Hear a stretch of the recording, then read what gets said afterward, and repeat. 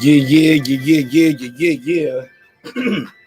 What up, though? What's popping? What's that? And what's going on? You back in the lab with your favorite neighbor. It's your man, Marq Nash. Another great episode of Breaking Beats. He is I am he. Yeah, man, we're going to talk about it. Look, shout out to my girl, Queen P. Sent me this topic, and she asked me, hey, Marq Nash, basically saying, is marriage about love or is it a business? She said, is marriage about love? Is it a business? Should you treat marriage more like a business? She also asked, should Valentine's Day be only for women? If it should include men, how and what would a man like? She also sent me, what was the other question? She said, thoughts about marriage of convenience. How does one feel about a marriage of convenience? And would one consider it in this day and age? So shout out to my girl, Queen P. We're going to talk about all of that and more. Let me run the show intro. Pour me a glass of wine, and we'll be right back after this. It's your man, Marq Nash, another great episode of Breaking Beats. Yeah, man, we'll probably get into this, see how it goes. And worst case scenario, man, we'll have game night and we'll do current events. But let's see how this goes. Let's talk about it. It's your man, Marq Nash, Breaking Beats. Let's go. This is my passion. This is what I love to do. But some days, sometimes, I'm just like you, man. I hate this job. Damn, I hate this job. Damn, I hate this job. Damn, I hate my job. Damn, I hate this job. I'm just like you. Damn, I hate this job. Man, I hate this job. Man, I hate my job. From a good dream I awake, sun rays on my face, planning out my day, hoping this ain't the one that I catch a case. I feel so good, I feel so straight. My manager keep calling me saying, hurry up, you late. Hurry up, you lay off. Y'all, man, I hate this job. Man, I hate this job. Been trying to play it cool, but it's hard to play it off. I've been hanging on to this bullshit, cause my car still ain't paid off.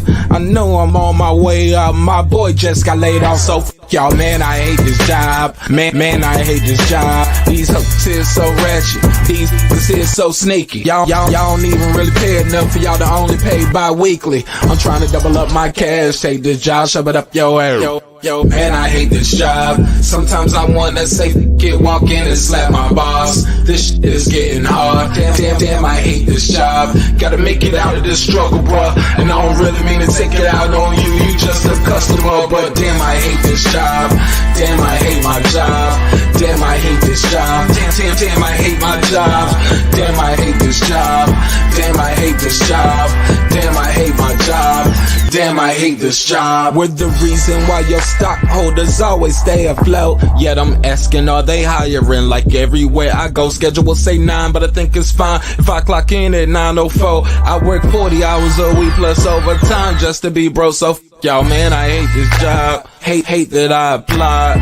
So much has transpired since the day that I was high. Told me I could advance, but you were telling me lies. Gotta give your notice before I quit, but you don't say shit right before I'm fired. Damn, man, I hate this job. Sometimes I wanna say, walk in and slap my boss. This shit is getting hard. Damn, I hate this job. Gotta make it out of this struggle, bruh. And I don't really mean to take it out on you. You just a customer, but damn, I hate this job. Damn, I hate my job. Damn, I hate this job. Damn, I hate my job. Damn, I hate this job. Damn, I hate this job. Damn, I hate my job. Damn, I hate this job. You and your procedures, you and your protocol, you and your policies, none of that shit don't apply to me. You and your quotas, you and your standards, you and your 2 sick days a year. Y'all niggas bananas. Wonder why the postman's posted with hammers, going postal with Popo on camera. His wage got him enraged, stressed out, it's hard to maintain. He flips the middle, grabs his. He said, if you don't get the picture, I quit, you ain't shit, mother. Man, I hate this job. Sometimes I wanna say, walk in and slap my boss. This shit is getting hard. Damn, I hate this job. Gotta make it out of this struggle, bruh. And I don't really mean to take it out on you. You just a customer, but damn, I hate this job. Damn, I hate my job. Damn, I hate this job. Damn, I hate my job. Damn, I hate this job.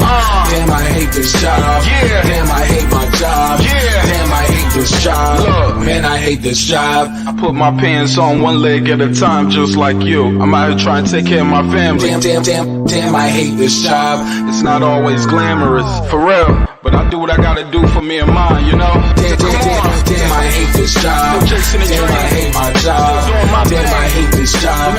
Damn, I hate my job. Damn, I hate this job. Damn, I hate this job. Damn, I hate my job.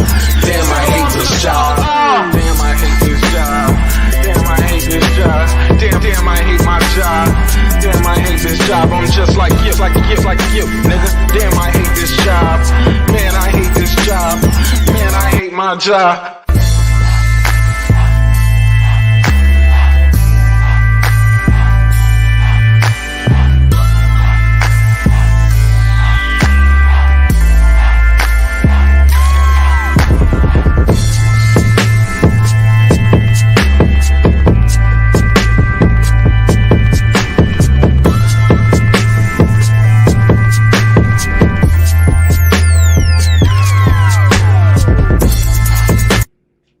The views and opinions expressed in this program are those of the speakers, commentators, experts, and or the hosts. They do not explicitly nor necessarily reflect nor represent the channel's policy or the views held by the channel or broadcaster. The broadcaster or its channel cannot be held accountable for all or any views expressed during the program. Basically, if I didn't say it, don't come for me. You come for the person who said it. And please don't sue me for somebody else's words. With that said, let's start the show, motherfucker. This that squad sound.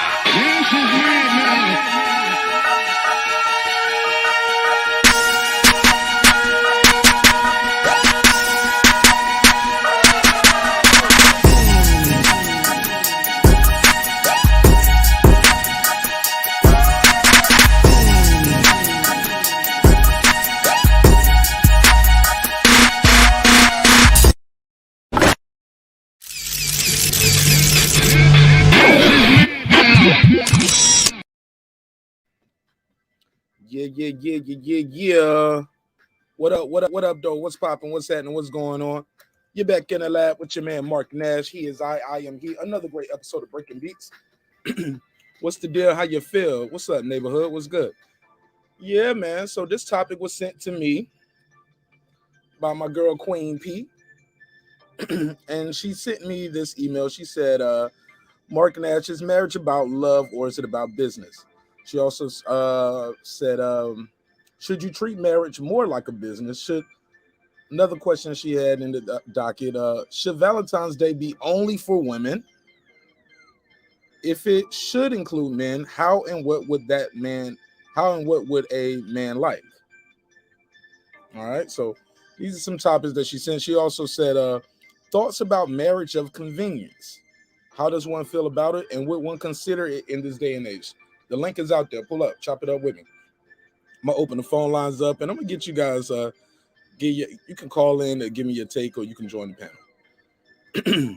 I'm glad she brought this up. There was a couple little things in this that stood out to me, and thought it was an interesting topic, especially coming off the Valentine's Day right now. So we didn't really do a quote unquote Valentine's Day episode, so I guess this will be it. So I guess this will be the side chick episode since Valentine's Day is over, right? So. You know, the side chicks always get their gifts late. Respectfully. Like, yeah, you know, I'm with my real family today. Yeah, this was gonna be a fun one. It should be a wild show. It should be a fun show. So I got a survey going in the chat already. Let me take a screenshot of that. And I'm asking the neighbors, is marriage about love or is it business? The options are A is love, B is business, C is both, D, neither. So that's what we have with it so far with the vote. So we'll tune in and we'll check on that as the show progresses. Shout out to my guy, Uncle Kenny. What up, Unc? What's the deal, Unc? How you feel? What up? Shout out to Uncle Kenny. Shout out to my guy, that guy Eclipse. What up? Shout out to D-Ray. What up? How y'all feel, man?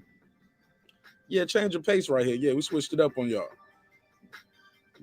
Yeah, very good topic right here. Shout out to Queen P for sending this one in. I found this article, and I'm gonna go through a couple things that I saw in this article, and I thought it was interesting that the way I didn't know certain people look at marriage a certain way. Now I guess maybe I'm naive, right?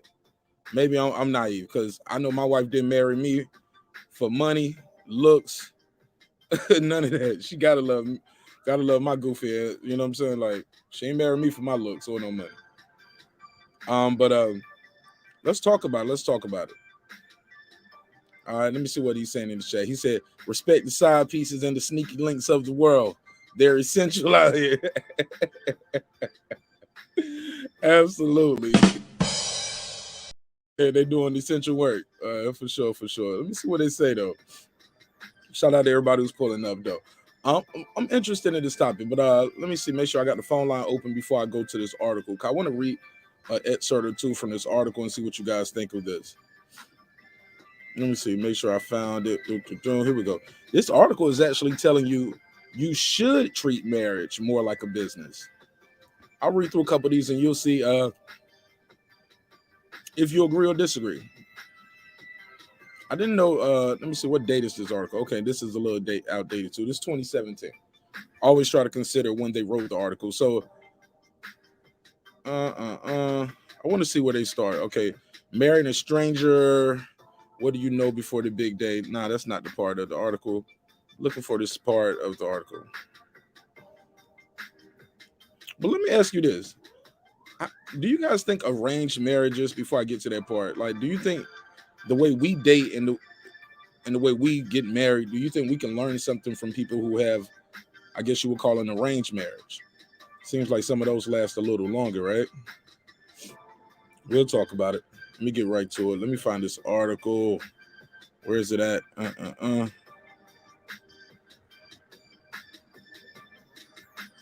Okay. Well, while I'm trying to get to that, I'll find it. Let me just keep the mic going. Let me ask you this. What do you think makes a marriage last? Whether it was a traditional marriage or like one of those on TV, or if it's an arranged marriage, what do you think make marriages last? Some would say it's as simple as trust, commitment. Some would say no romance without finance. I've heard it all. I've heard some people say, hey, I got the money. I can take care of this. I just need you to be there for me. I need you to trust me. I need to be able to trust you. So I guess for each person, it's a different thing. I learned, I know some people say, hey, it's all about finding what's important to you, finding a willingness to work hard and work towards those things with your partner. I think a person's values, such as integrity, those kind of traits, those are things that certain things aren't going to be, you can't work on. They either got it or they don't. Certain personal values like integrity, you can't work on that, in my opinion. But I'll digress for a second. Got my guy, that guy Eclipse. What up, my G? What's the deal? How you feel? Oh, man, I'm feeling real great, man. What's going on, neighborhood, man? Shout out to Queen P, man. Great topic. Great topic. Talk to me. Man,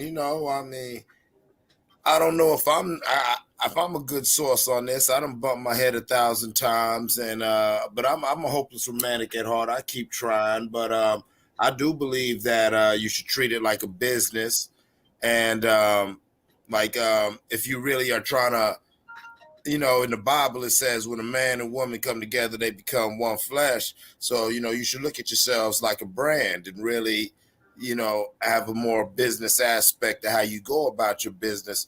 And to what you said earlier, I have seen, unfortunately, and it's sad.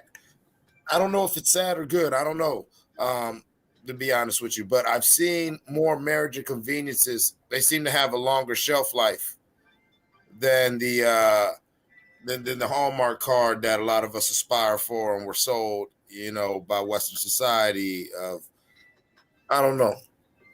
I'm weird about the whole monogamy thing. I don't think it's natural to human beings as an animal, like in our natural state. I don't think monogamy is our natural state. I think that's a choice. I think that's a choice that we as society, we started living monogamous lives in certain cultures, and that started becoming a dominant thing that people still have subscribed to. But I don't think that's our natural state, men or women. Let me ask you this. Yeah, naturally we attract to other people, but shoot, we all know that we got a lot of things out there that aren't natural. You go out here just going out there in your natural state, you gonna catch natural AIDS. Yeah, full blown. You know what I'm saying? Respectfully. You gonna catch natural herpes, nigga. You gonna get natural gonorrhea. So Right. you can't just be out here all natural with the folks. You know what I'm saying? Oh no, I agree with you 100%. Like it's that, like let me go on and recall the one of that guy's classic rules. Okay, 2 hoes in a house don't make a home. It makes a whole house. And so if it's gonna be a whole house, you got to keep it pimping. I swear to God, I'm gonna tell you, man. I'm gonna say this long after I'm be in my grave, and I'm gonna come out my grave screaming at these young people, man. Like boys and girls, listen. I get it. When you're young, you having fun, or when you're grown, you can do what you want. But listen, there's a way to play. You dig what I'm saying? And I do believe that, yeah, if she's still out there, she's still like, people being up in her face, and she up in somebody's face, and you still out here liking yourself a little attention, then y'all got to keep it real with yourselves and really have that conversation as a relationship, or that's eventually going to be a problem. And if you're going to say you're okay with it, then you got to keep it pimping, which most people ain't going to do. Let's keep it real. So it's like basically you play safe, or, just realize it's a contact sport. I always find, though, a lot of people, when I hear them use the phrase marriage is just a piece of paper, it kind of always makes me kind of raise the eyebrow at how selective people can be on what pieces of paper make a difference and what don't. Like we'll put ourselves in, into $1,000 in debt over a piece of paper that we say is we're educated, or to say, hey, I got a nice car. The car ain't even worth that no more. You know what I'm saying? But regardless of, often too, I believe that when people say, oh, marriage is just a transaction, it's just a business transaction. Sometimes, now I ain't gonna say often, I'll say sometimes, or what I've seen in my experience. It's usually when it doesn't work out for people. I agree with you 75%. I wasn't, but go ahead. You take it. I wasn't quite done. But go ahead. I'm sorry. Go ahead. Continue. No, I'm sorry. No. I'm just saying I lost my spot. Go ahead. I write it down next time. Go ahead. I will say this though, marriage. I'm quoting the great comedian Gerard Carmichael. Is marriage, inviting someone to a wedding is sometimes very fucking rude. Okay, because now I got to do all this shit and just to watch you make a goddamn decision. Well, the decision is already made if you at the wedding, right? Exactly. You know what I'm saying? I got to get a tux and shit, call off work, all this shit. Man, I love going to weddings, bro. Especially if I love them. I'm just being funny. If it's a real wedding, I'm going, because that means they got open bar, they got some good food, we're gonna have some dancing. Yeah, but if it's just some, come on, man, come on, bro, don't invite me to that shit at your at the backyard. That shit ain't no wedding. It's a barbecue. It's a barbecue. Yeah. It's a formal barbecue that you got at the house. That ain't no wedding. Yeah, they already got married 2 weeks ago down at the courthouse. Now they try to have a cookout in the backyard and shit. Right want us to get dressed up to walk up the street. Hey, just a bitch. Hey, look, in the backyard, I got to get my Stacey Adams dirt. No, bro. Right, exactly. No, they ain't got their lawn taken care of, man. They got that damn pit bull running around the damn yard. Right. Dirt everywhere. Like, where do I put my gun at on the tux? If it's in your hood, at your house, I can't go without the pistol. Yeah, come on, man. Now I'm sitting here dressed up to the nines with a damn 40 Glock on me, trying to play dominoes with your uncle. This don't even look right. I'm going home, man. Yeah. Y'all been together 4 years, man. Y'all gonna make me go through all this shit. Yeah, but it be like that, man. Some people want the show. They like the I guess the theater of the marriage. Do you feel do you feel so you don't feel marriage and weddings? I know you said it's not natural. Do you feel like they're important? I do. Honestly, I do feel like it is important. It is important evolutionary state for both the individual male and the female to have a positive, loving and relationship with a significant other. Not just trying to preach like heterosexual norms, but I do believe that is a like something that, you know, the human development. If you're a man, you've got to at some point be able to have a positive, healthy relationship with a female, you know, and I'm not just talking about like your sister. You feel what I'm saying? Like at some point as a female, you've got to be able to have a healthy relationship with a man that's not your cousin, or, you know what I'm saying? Right. So I do think a lot of people get caught up in the narrative. I think that, you know, everybody's doing it for the gram. So a lot of people, you know, I think there's way too much pressure on marriage. I think a lot of people get married for the wrong reasons.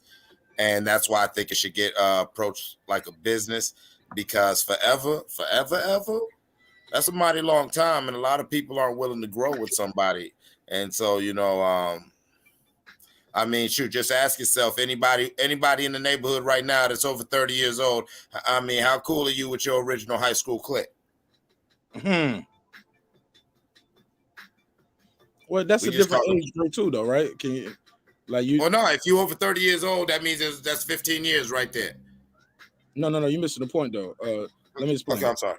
The person you are then, you haven't really found and settled into yourself. Usually now, like if you say somebody from the army or like somebody that you know from college, those relationships usually last longer because now you guys are usually more like-minded.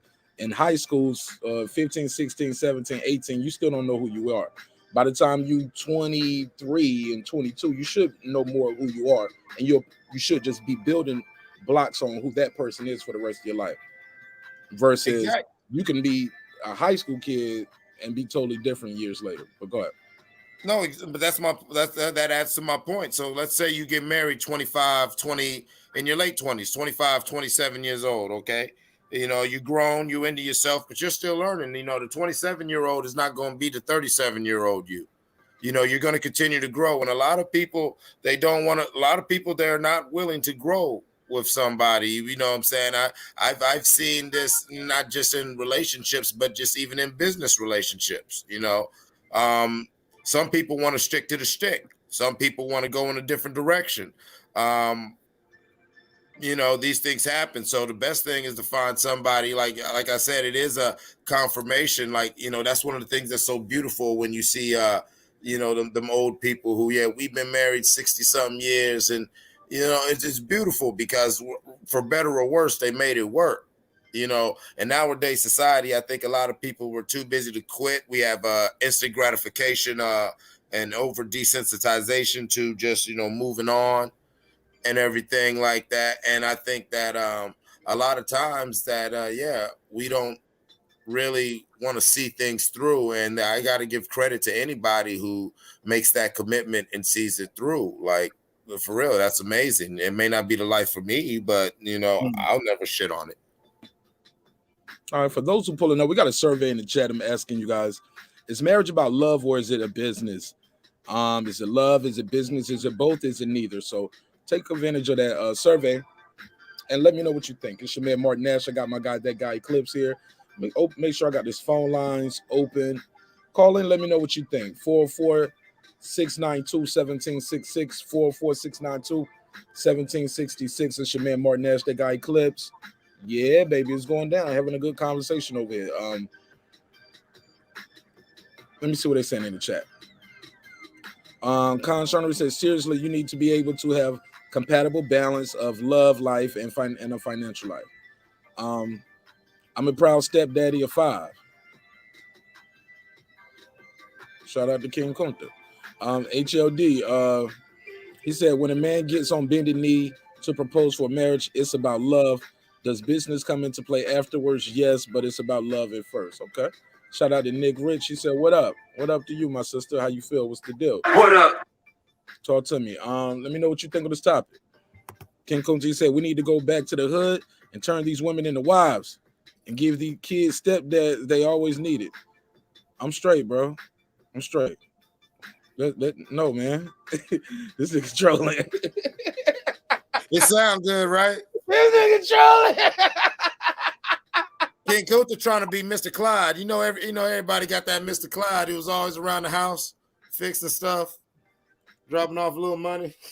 Yo, this dude is trolling. Okay. Let me That's see. King Clyde. That ain't King Kunta. Let me see. Case what? So I've been with my wife for 34 years. That's what's up. That's super dope, Uncle Kenny. I feel. Let me make sure I got my subscribers only on, man. I can't be up here with y'all tonight, man. I'm gonna lose some people, but the right people gonna be here. Let me make sure I get that subscribers. They already early. Cause tripping, that's my fault. I'm supposed to have it on subscribers only. You don't supposed to talk to me unless you at least subscribe. You can unsubscribe after that, but that first 5 minutes you got to sit here, homie. You tripping? Yeah. Let me get back to it. Shout out to King Kunta though. Yeah, that's the reason for it though. I know exactly. Shout out to King Kunta. Absolutely, keeping me on point. Thank you, King Kunta, for keeping me on point. Yeah, what I mean. HLD, what up? He said I'm straight, bro. All right, dudes, I'm straight, bro. I'm good. Hey yo, he the one sounded straight like a rescue ranger out here, like he had the cape and everything. Like, you know what I'm saying? He was standing on the edge of the building just waiting to hear like somebody scream, "Help me." Dun, dun, dun. Deuce said this is a good topic. Call in, Deuce. Let me know what you think about it. Or let me know in the chat. Let me get rid of this one right here. Shout out to my guy, Right Side. What up, Right Side? Shout out to Jashawn Brown. What up, Jashawn? Shawnery. Appreciate everybody pulling up. Let me see what Rob's saying. Rob said marriage is about commitment.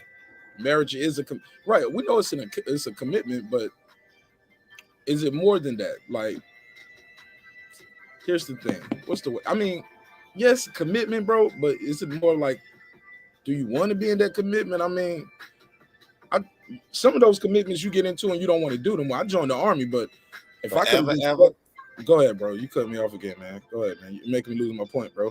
My bad. Go ahead. Go ahead. Oh no, I thought I was muted, but no, it's a commitment that I do think that people don't really think about. Like when you go out of the emotion of it, emotions come and go. And as strong as love is, love conquers all. Love is still also an emotion. So there's got to be more than just love there. And there's got to be a willingness to understand that person that you're making that commitment with. Because forever is a mighty long time. Sorry, Mark. No, you good. You good. Yeah, I forgot it already. I'll be forgetting, man. Conshawner said, I've been with the same woman for 22 years, never married, but you don't need that piece of paper from the city hall in order to exist in a union with a partner. Very true, Conshawner. The problem comes in when somebody who's going to handle your affairs if it's not written. A lot of times they just won't just let her take care of. Do you have children? They're going to tell them they're next to the kin. Like, who gets your property if something's to happen to you? Who makes the decisions about your health care and your life? I think that part right there is important as far as the marriage. Like, who keeps it going if something was to happen to you? Do y'all have children together, Con? And if so, how old are your children? Deuce Time said marriage is about love. Whoa, not the West Coast gangster. What? Deuce what? Deuce said marriage is about love, not the Snoop Dogg fan. That's why I posted it tonight too. Matter of fact, we're gonna end this one in about 30 minutes. Deuce, pull back up. We're gonna do that hip hop talk. We're gonna give Snoop Dogg his flowers. We're gonna put them Snoop Dogg albums in order. I think that's what we're gonna do. Probably gonna do that after this, but just stick around. Go ahead, Clips. Can you believe that Deuce, out of all people, said marriage is about love? Nah, I can believe that. I just typed in like gang banging and all. That's all about love. You know what I'm saying? Like I believe in love. Like I tell you, like I really do. I really do believe that love is a real thing. I just understand that there's got to be more than just that. That emotion. It's a sweet emotion. It's a great high, but it's got to have more to it because I think that in the mix of getting caught up, a lot of people, people nowadays, they don't control their feelings.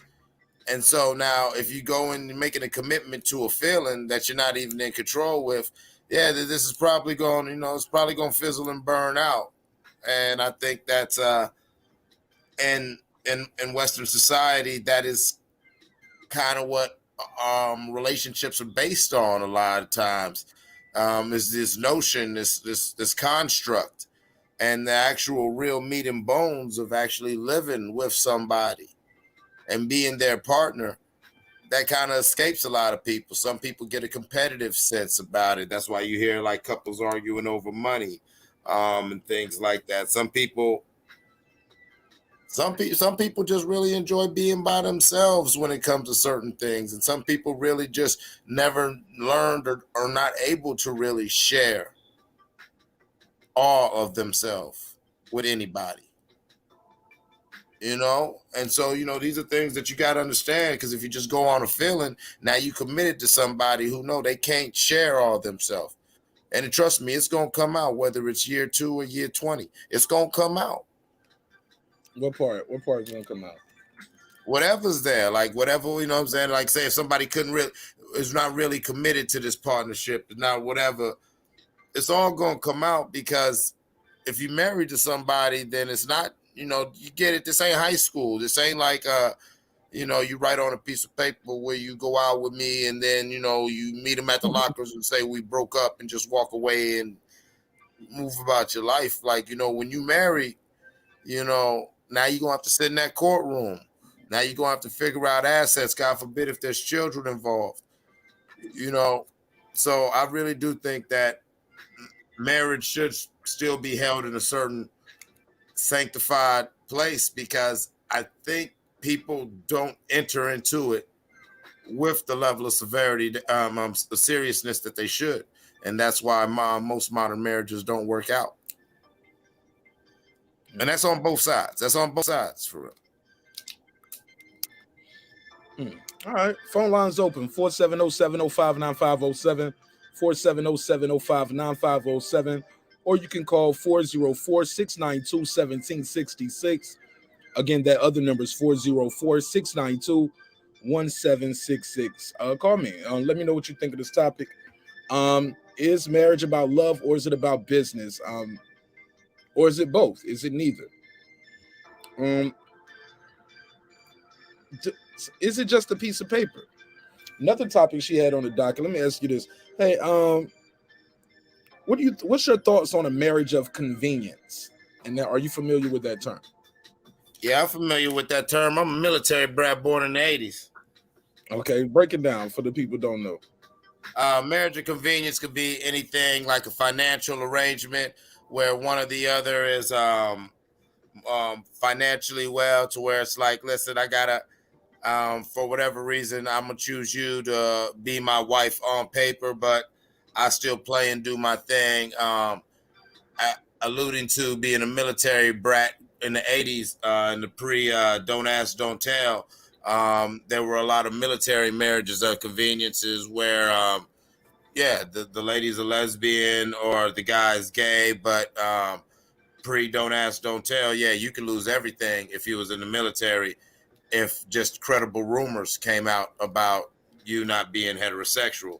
So growing up in that military lifestyle, you had a lot of people where, that was a running joke that their parents were, that their parents were in a marriage of convenience. And so what are your thoughts on a marriage of convenience? I've seen. Hold on. Let me finish the question. And how do you feel about one in this modern age, in today's age? Go ahead. I think that honestly, the way a lot of the younger people that I see and encounter live, if they could get to a level of emotional maturity, that probably be their safest bet. I have seen more marriage of conveniences have lasted longer than traditional marriages in my personal experience, but I'm jaded. I come from a world where that was kind of something that was just something that people joked about. Okay, Conshana say you got a 26-year-old son. Cool. That's dope. And y'all been together 22 years. How many years? Hold on. Let me get the math now. How many years y'all been together for same woman for 22 years, but y'all got a 26-year-old son together? How'd that happen? They had a break. It was on and off, I guess. You said I've been with the same woman for 22 years, never married. How y'all got a 26-year-old child together? I thought, or is that from a different person? My math is wrong, I guess. Lead out and alone. Lead out alone. He said that can be mediated, but boom. Taylor Bell said marriage. MVP. Marriage is for love, but business makes its way in. Like it or not, you're legally tied as one, as a couple, and financially. Even if you have separate bank accounts, if you apply for credit card, both do. Okay. Living will. So, case of voice telling. So if you're not married, you need to come on, Uncle Kenny. But let's keep it real. A lot of people don't have no living will. They ain't married. They don't like dealing with paperwork. He said, I'm a gangster and a lover. I think sometimes, though, it shows that you are committed, though, right? Isn't that part of the thing to show that you are locked in? Hey, I'm committed to you. You committed to me. We can't just get up and leave. You know what I'm saying? Go ahead. I agree. I mean, the marriage does. It makes it deeper. I mean, it definitely makes it a whole lot deeper. It's not just like, yeah, she got a key to my apartment, or yeah, that's my regular. Like, no, that's my wife.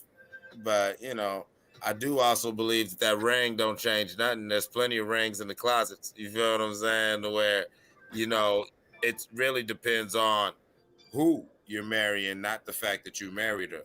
I think that a lot of people, they're like I said, they so busy trying to be like Oprah. You should have had that sound drop for this one. I was married now. I was married now. They so busy trying to run around and do that they ain't thinking about, the families they marrying themselves into, who they marrying. And once again, forever a mighty long time.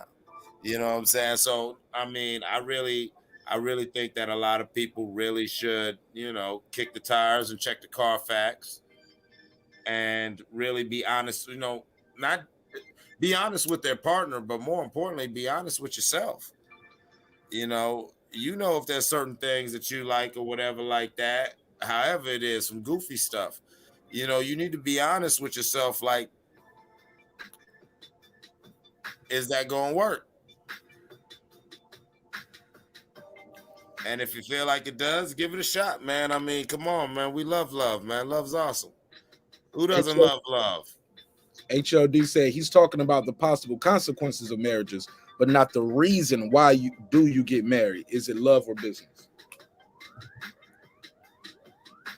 I mean, I think it's got to be both for it to work. I mean, you could do a lot of things for business reasons, like in the case of a marriage of convenience. And look at your girl Julia Fox. She looked at Kanye. She looked at Kanye like a quick little record deal or a 3-month, a couple month jail bid. You feel what I'm saying? She went on and got on and blew up off that and kept it moving. All right, but is that a good recipe for long-term success? So, I think that no, you need to look at somebody that as much as you can care about somebody, can you grow with this person? And that's what I'm coming at. Like, you could love somebody, anybody in the right here and now. Everybody has their moment. I just noticed, in my at my old age, I've seen that a lot of people, they'll change.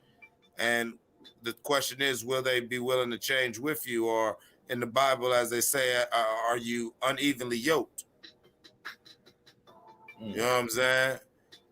You can love this person to death, and do you have that maturity in your love to realize that, hey, she's going this way, I'm going this way? And can you find a way to support her? And she found a way to support you, even though y'all going in different paths. Some people are able to dance that delicate dance, and I applaud them. Some people are able to move together in unison, and I'm in awe of them. Most people don't consider these things. That's what my point is, HLD.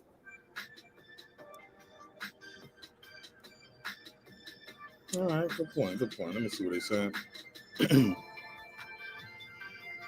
Let's see. Nick Rich, he said, I would like to understand how marriage is a business. Tell us why it's not. Nick Rich, call in or join the panel. Because some people are saying, I've been hearing that a lot, Nick Rich. People been saying that. I mean, but you can quit your job and you ain't got to go to court a lot of times. You can just walk in and say, I ain't coming in today.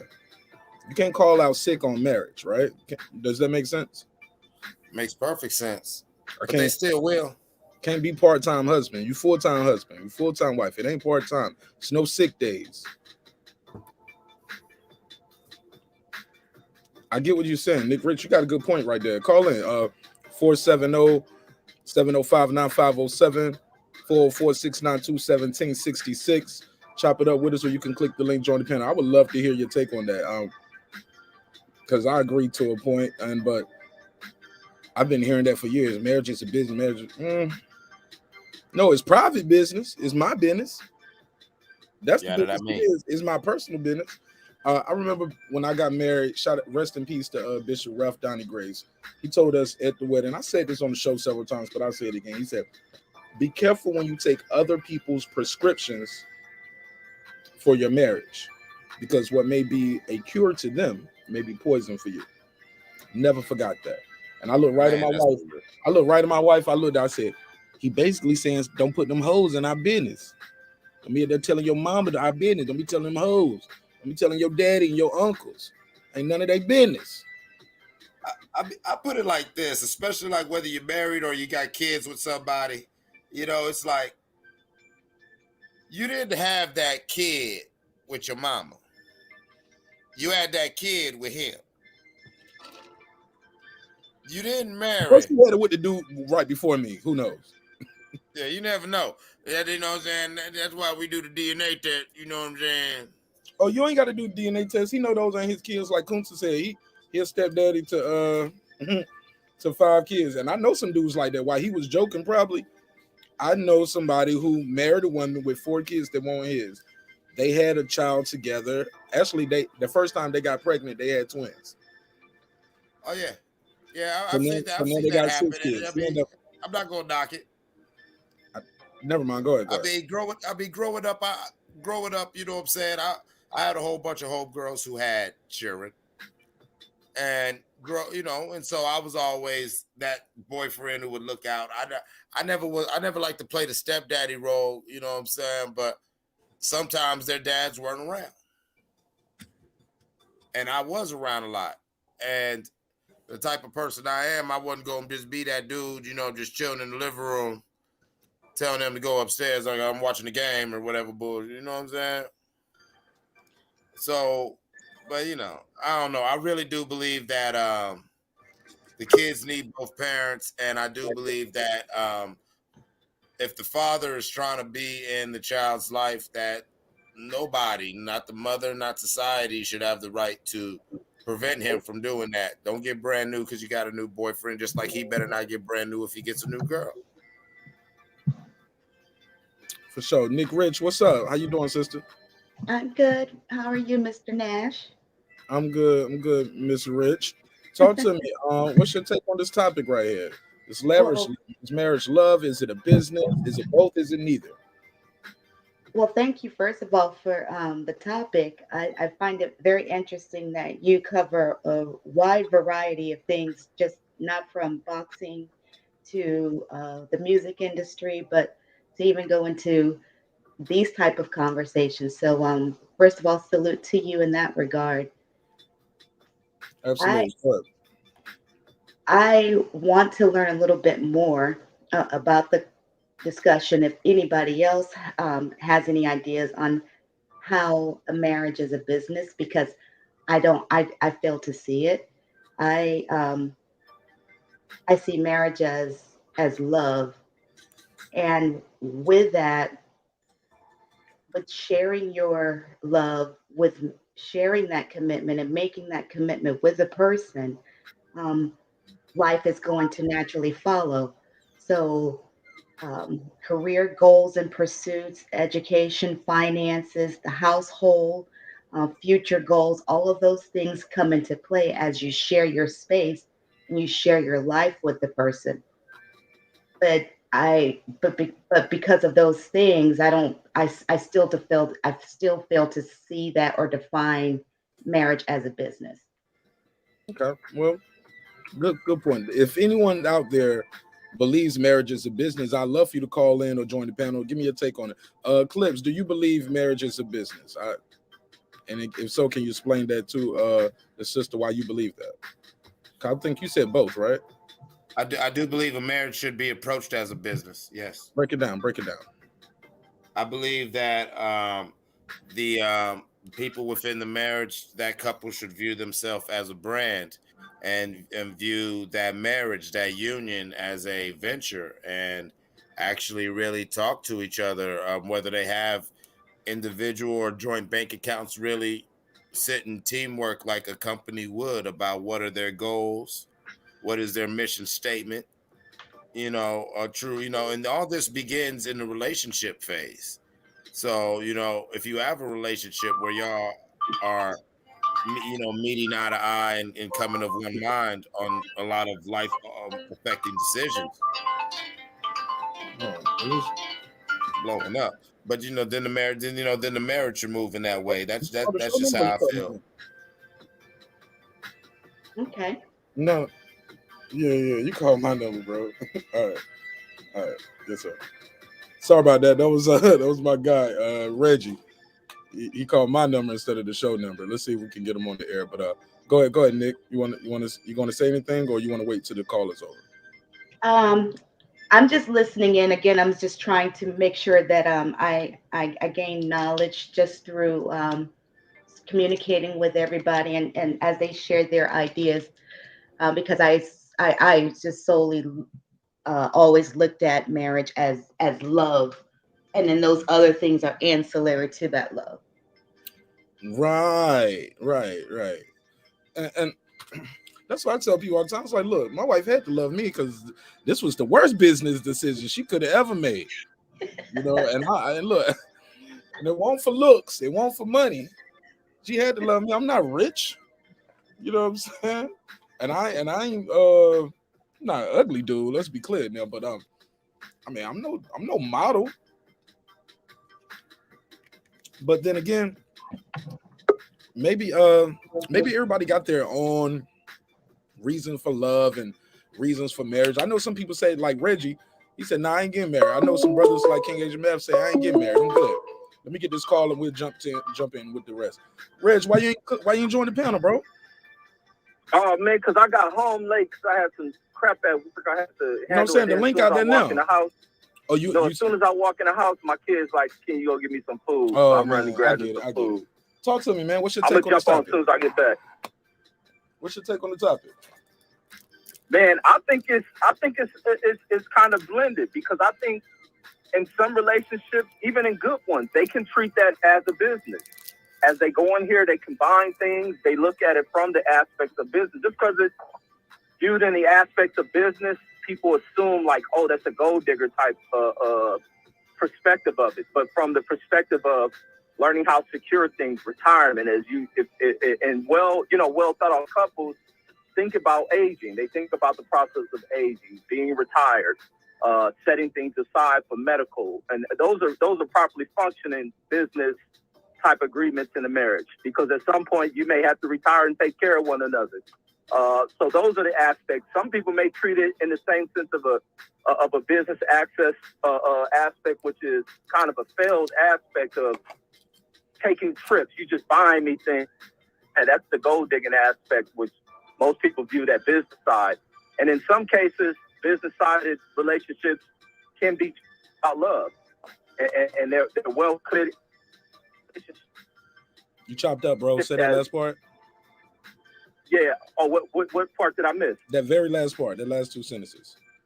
Oh, that I think some relationships become blended, but I think where love is as equal as the business aspect, but it all plays in part because these are very successful marriages, the very successful relationships that take in well thought out plans when implementing business into the relationship, as well as the love. The love is true between those two, but those kind of shift as we move from generational. We go through these generational shifts. because a lot has changed with the way in which people think. And I've observed this like all the time because I work with seniors every day when I go in.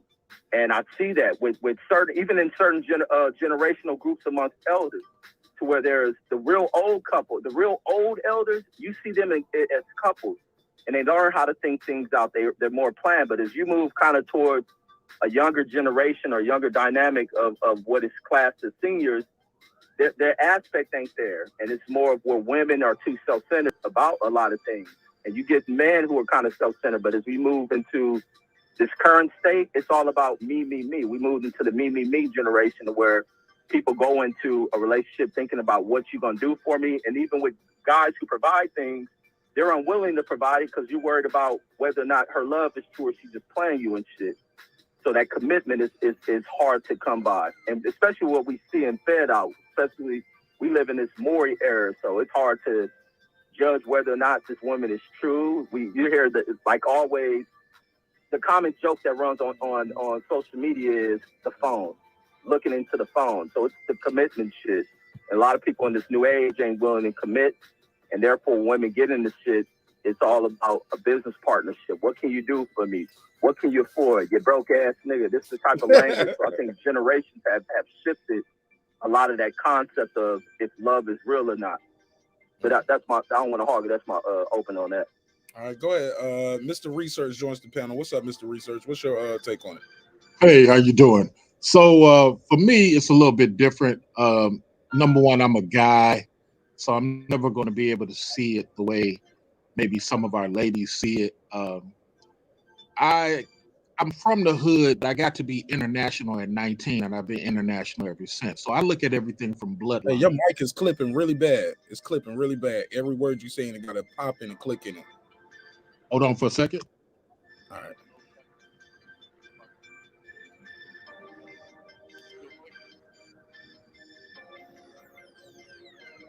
All right, we live. We'll come back to him.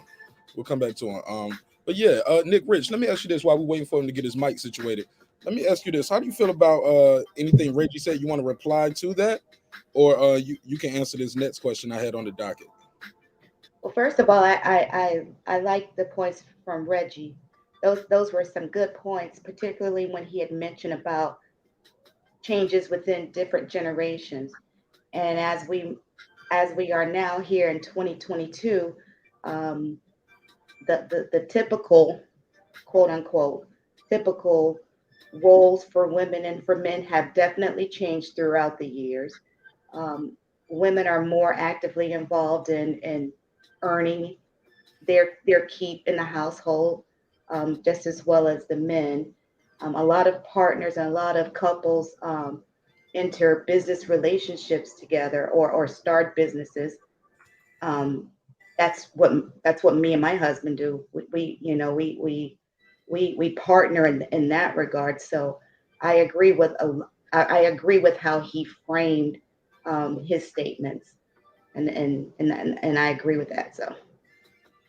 All right, Mr. Research. I'm sorry. Go ahead, Nick. Will you finish? Yeah, but what was your question? I'm gonna come right back to you on that. I'm gonna see if Mr. Research mic is right. Go ahead, Mr. Research. Are you able to hear my microphone? Yeah, you good? Go ahead, sir. All right. So, like I said, even though I'm from the hood, I got to be international at 19. So I lived overseas for about 4 years doing music. So I look at everything business first. Bloodline is like me and my friends tend to say. We look at everything bloodline. Love comes after. So and my evidence of this, and I'll be really short. My evidence of this is, in Egypt, the first wedding ring was about power. When you look at all those old historical weddings, it was about land and family names, and love came after. Kings and queens, love came after. Here in America, we try to push liking somebody, and hopefully that person turns into a family man. Even the Pakistanis right now are still doing arranged marriages. So for me, it's all about the equally yoked thought process first, and that's just how I see it. I mean, it ain't no hate for the other gender. It's just that I really am trying to protect bloodline at the end of the day. Okay. Question for you: how do you know if you equally yoked with someone if it was arranged for you? Very good question. So, you may not know that it's equally yoked. The way people arrange things, and look, everybody has their different way that they do what they do. Some people do it religiously, some people do it through economics, some people do it saying, this family is the got a contract with Coca-Cola, so we're gonna marry into this family that got a hotel empire. Everybody got a different type of ways. At the end of the day, it's all about whether our outcome is happy. So we in America, we tend to do this stuff and end up breaking up and got nothing out of it. I say it like this: if it is arranged, at least the children are going to financially benefit, and there's less issues when those arranged marriages break up. So that's just how I look at it. I mean, like I said, it ain't no knock to nobody who does it religiously or through love. It's just that I'm really focused on bloodline. Fair enough. Anybody want to reply to that? Reg, you still there? If I go to clips. Yeah. Let's go to Clips first. Let me put this order in real quick. All right. Go ahead, clips, and then we'll go to Nick Rich. I mean, I agree with Mr. Research, and that you got to think about bloodline and longevity. Um, I love both my kids to death, but you know, that wasn't it, and that's why I'm in the situations that I be in. You feel what I'm saying? Just trying to feel like, okay, I have a connection with a person. And so no, moving forward, I know that wasn't a move for me. I can't say what's right for anyone else. I could say that nowadays there's no real true commitment to each other. Somebody commented in the chat about it, like, yeah, they just run like nowadays. It's first sign of trouble. Here's somebody that's there's an oversaturation of options, and there's certain things that are like crazy. Like nowadays, a lot of women are proud to be single mothers, and like that's something to ascribe for. Like Reggie was alluding to where oh well, whatever. Or even men, men, it's okay to, hey man, yeah, I got these kids out here, hey man, bitches be tripping. When it's like, nah, go get your kids. And so it's that crazy little thin line. It's like, is Kanye doing crazy stuff over his kids and wife, or is it like it's crazy that he can't really see his kids and he's got to go through social media while his kids are being paraded around as she goes and flaunts her new relationship? Like there's this crazy dynamic that's going on nowadays where, in the old school, the one thing that there was a lot of repression and a lot of female oppression about it that I will not try to glaze over. But the one thing that I see that we've lost in this era is people don't try to stick things through. They don't, there's no real commitment. There's no sense of bloodline and legacy and whatever. Like nobody cares about things like that. Fair enough. Fair enough. Go ahead, Nick Rich. Same question. The first gentleman that was speaking before Eclipse, he brought up some really good points about cultural differences and arranged marriages and different reasons for it. And in Western society, uh, a lot of us are look at marriage usually through the lens of love first, and then the happily ever after because you found love. And to piggyback off what Eclipse was saying was that once you do that, a lot of people don't have the wherewithal to stick it out through the thick and the thin, through the growth process, through understanding that part of yourself essentially needs to, I don't want to say die, but part of yourself definitely needs to understand that it takes two to tango and you have to have compromise. You have to be able to recognize, acknowledge, and be willing to change selfish ways. You have to be willing to understand that you're not in this relationship by yourself, getting everything for yourself. It's a two-way street. So I didn't get married young. My husband and I are pretty much the same age, and I'm not a spring chicken. I'm 45 years old, Damn. and yeah, shout out to my mama for the good genes. She's super cute. Melanin. She's super cute too. So, but we were both pushing 40 when we got married. You know, so there was, you know, both of us had experienced a lot of things in life, and when we connected, there was truth and there was honesty about our lives, and then what we were trying to see in terms of the next chapter in our lives together as a couple. Um, One thing I will say is that I'm happy that I waited as long as I did because there Chopped was up. You chopped I up. Say it again. I said I'm happy that I waited as long as I did to get married because I've had engagement rings from three other people before I even got married, and What? yeah, You got I three was always engagements? yeah, I 19 years old got engaged, didn't get married. Around 25 got engaged, didn't get married, and then around early 30s got engaged and didn't get married. And I'm very, very grateful that I did not get that I didn't get married to those people because I probably wouldn't be married today. Um, but just understanding that walking into the marriage, once the butterflies, you're going on your dates and you're talking about your past and what you want to do and all that good stuff. Once the decision has been made to marry a person, understand that that commitment is a bond and it's a seal. And once you choose that person, um, first of all, choose carefully and choose wisely. But once you do that, stick it through. Stick it out.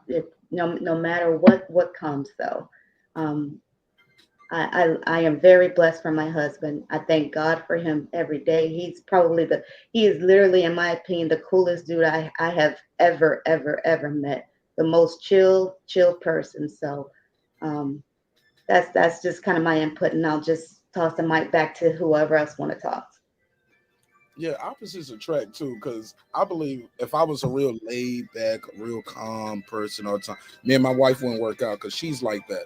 Same thing as with my sister and her husband. My sister and I, she's energetic. Her husband is very he will blend in with the paint on the wall. He would be so quiet in the room, right? My sister, she's a social butterfly. By the time she leave the room, everybody know her name. You know what I'm saying? Uh, so yeah, but Reg, you back yet? You want to give me a take on this? If not, I'm gonna pass to the Mr. Research. I'm back because he was speaking about the bloodline and traditions, and I was trying to find more clarity in that. I didn't know if he meant like digging more into what family she come in, like the stock of the family, almost like how the British royals used to do it in history. You got to come from this family, this type of thing. For me, I don't think it matters with that. I think more of the conduct of her, because a woman can come out the project, have an effed up family, but you can really see that she's kind of the concrete roles of her family and shit. Like her conduct is well, and you find beauty. For me, I search for beauty in a woman, and also for her personality and shit, because you can find some women who are very attractive from an external perspective and shit, beautiful face, body, wop. And there's no other substance to her. Attitude fucked up, this and that. So you don't find that. She can come from a great family. What makes a great bloodline? Because she comes from money, but you get a chick from a great background. That's her parents. Her parents turned out well, but that doesn't mean that's her. You can get some rich girls who come from educated background and still be fucked up. So it's just based on how you blend with that person. Their profession not so much matters, but what their pursuits in life is what matters. But you gotta also be in that space, because a lot of times we fuck around and have kids with people and we ain't in that space. You just looking because the body nice, the sex is off the motherfucking charts, and you don't want to let it go. So you try to lock it in, and you be crazy as a damn bat. But as you grow, you begin to not tolerate those things. That could be the possibility, or all things could be great. But I think in some cases, you're willing to work with a person. You're willing to be developed by them. You develop them, and y'all learn from that if you really committed. But to check on bloodlines, where they come from, like, hell, and from my perspective, that shit really don't matter too much or nothing. But you don't want no chick that just comes from raggedy shit. Like, you don't really want to deal with a chick come from an effed up family like that. You got to deal with for the rest of your life. I mean, probably do got to add that in. But some people, I think, deal with the most stress are those who get with a person who comes from these up. I think you just got to weigh it out. And from my perspective, but just find the person you with. But we're going to go through those ups and downs where you just lust over a person. And sometimes you lust over a person and that shit turns into something. You know, finding love is a funny thing, man. There's no rhyme or reason to that shit. It's just, you know, however you roll the dice, that's how the shit can pan out for you. But that's my point on that. All right, Mr. Research, talk to me now. Mr. Research, you have an interesting journey. Can you explain to us what your journey is and what you got going on right now? I think it's very unique. Very unique. Go ahead.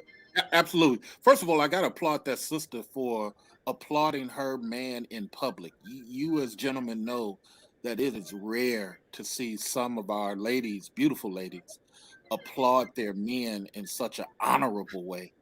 You know, those are the unicorns. I'm quite sure you gentlemen are married to great wives, but we don't. No, I'm the only one that's married up here. Okay, we don't publicly see too many ladies, you know, give honor and grace to their gentlemen when they're not around. That is the sign of a unicorn. Look, I tell people all the time. As far as my journey, I'm from the hood. I used to do dirt. One day I just removed myself because the OGs told me I was too smart for the block because, you know, I knew what it was for. It was for you to change your stars and do something different, not to fall in love with the block, not to fall in love with the re-up. And I lived my life that way. So I got exposed early to a lot of sexuality, straight, but a lot of sexuality. And so I didn't go the path a lot of dudes went down as far as hollering at chicks just to smash, because, you know, I was paying to go to orgies. You know, I just was, I put myself in a position where, hey, look, if I want to do X, I'm going to do that all the way. And when I went overseas before the internet, that stuff was everywhere. So that also got me into the mindset of, I'm not getting with a woman for intimacy. I'm getting with a woman because I want to keep her. So hopefully that makes sense. Once again, I got exposed to so much sex to where I stopped being a hunter. I had no reason to be a hunter. I was looking at women for who I want to keep. So by the age of 24, I was in a different dynamic than a lot of other dudes. A lot of other dudes were still hunting. I never cared to. So then I got into 3 great relationships that almost turned to marriage. And one of the reasons that it did not, the first was totally my mistake. But the other 2 was because I still had pride in me. And I was the type of guy to be like, hey, maybe I need to work on something better. I bought books, read how to be a great husband. I've done all that. But then sometimes some ladies, no matter what ethnicity they are, I prefer sisters, but I've dealt with other ones too. Sometimes some ladies just, they're indoctrinated to what they think men should be doing. And they're not indoctrinated to their own self journey, their own self-critique. And you need that if you're going to be part of a team. So I walked away from 2 fiancés, even though I tried to work at it, because I was like, I'm not going to, if I'm self-critiquing myself, if I'm trying to be a better, and we haven't even got there yet, and you're just being inconsistent, and the counselor and the female counselor is telling you you need to do work and you're not doing it, then maybe I made the wrong selection. So then, Okay. Go ahead. I just want you to kind of get I'm into. about to get there. Okay. So Okay. then, in 2005, when I left the last lady, I went back to just doing what everybody else does, dealing with ladies. And I said, you know what? Bump this. I need my child. But I saw all the people struggling through courts and all that. And I said, I'm going to have a surrogate baby. Because if the child support is charging somebody's $50,000 and $75,000, why not just pay this $30,000 and go through a child support agency, have a mother carry my child, and then I contacted a place called Surrogacy Roots, and they let you go through the interview, and so you get to interview ladies, find out the match for you, and there's no rush. You're trying to find out the perfect situation for you because this is going to be your child. The paperwork is through the company. I tell everybody not to do it just through no hookup understanding or no, that's not going to hold up in court. Go through a court.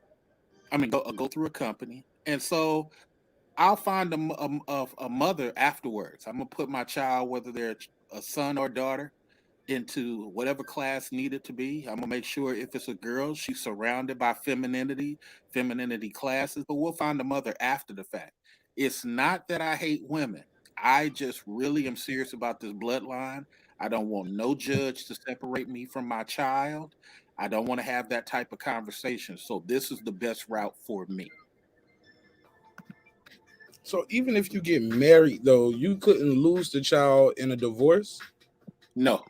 She could say, "Hey, he's unfit, and hey, Nope. he's been coming home beating the child. He's been drinking, or he doesn't Well, do if this." you're beating the child, that's a different conversation. But just drinking, no. Okay, fair enough. Fair enough. Girl behind the mic, what do you think of that this topic, and what do you think of what Mr. Research had to say? Basically, he's doing the surrogacy for his child because he doesn't want the court to take the child away. He doesn't want to deal with the child support system. What's your take on marriage being about love, or is it business? Give me your take on this topic, wherever you want to get in it. All right. Shout out to the panel, Marq Nash in the chat. Queen P, I see you. I'm sorry I'm late. I didn't get a notification. I wanted to link up with Marq Nash's channel tonight, but I made it. Here I am. So I voted that it's both for marriage. In my experience, it, like all things else in life, starts off with great intentions. You love each other and you want to spend the rest of your lives together. And then once you're in the home and you get well acquainted, and this is just my personal opinion, we run our house like a business. My husband is the CEO. No matter how much I bring in or no matter how much he brings in, and I am the chief financial officer, watch over our books. So that's what works for us. That's what we found we work best collectively as. So let me see. So for the marriage part, that's that. But for the surrogacy part, I think to each its own. I mean, if this is what you see desirable for yourself.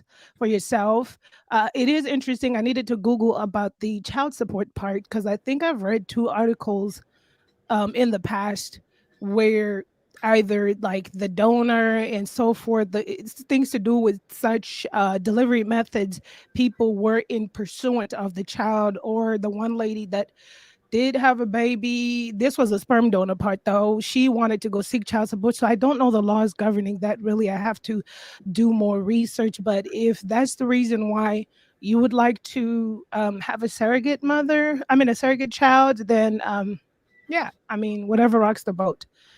Let me see. So that's it, and then I don't want people to get it misconstrued when I say that marriage, like for me, it's been a twofold. We've been together for some time. It'll be 9 years this year, or 10 years. It'll be 10 years this year that would be together. We've been married for 5. Wait, we've been married for 7. Whatever. It's the same thing. But we've been together. Whoa. What same thing? You Look. what? Okay. Okay, I just know that we've been together for 10 years this year. Man, you ain't married, man. Y'all just go together. Something That's like your that. boyfriend. Something like that. And Go ahead, go ahead. no, but so like that, it started off where we got to know each other, and I know I was coming in early on at the tail end, and for me, it was what I realized in life, because I hung around girlfriends that mattered about the stock of the partner. He's got to come from good stock. But as for my husband, well, now I dabble into spiritual matters. The soul journey is an individual journey. That's why you find people can have a child who are two stand-up parents, but the 14-year-old child could be out here slicing and dicing and killing somebody at 14, because that soul is its own individual soul. It's not a soul part of the mom and dad. It only has the mom and dad's attributes, and then it'll have the patterns and behaviors of the parents. In that sense, for me, it's never been about stock or does he come from good stock? What does his bloodline look like? Because my husband is a rare case. Him and his twin sisters were born to a mother that was in the asylum, and he never had a bond with his mother. He was raised by his great aunt, who in her household raised a lot of children. And so he grew up with all of his cousins. Most of his cousins went to jail, prison, for drug selling. He lost some cousins from that, being murdered and stuff like that. And he always talks about how he used to sleep in his room and there'll be like crack rocks on the window. People try coming to buy some rocks. But my husband chose, and he never grew up with a father. But my husband doesn't drink. He doesn't do any substances. He is so far removed from all of his cousins who all grew up in the same household. And that's why I always say it's important to look at a character and the personality of the person. And I always say that to women, take your time. There's no such thing as a biological clock, because most people will will in a person, a guy. Oh, I'm getting older. I just need a man, or I need a husband. And you don't give yourself enough time to know a person. Take your time to know a person, to see everything about the person. And that's that. Okay. Mr. Research, they're giving you a little flack in the chat about that. Oh no, yeah, no problem. Let me yeah, answer a look, couple. yeah, go ahead. You see it, but I just want Yeah, you to yeah. know, like, the chat is gonna troll a little bit. You gotta have thick skin. They pick on me every night. Oh Okay. no, it's all good.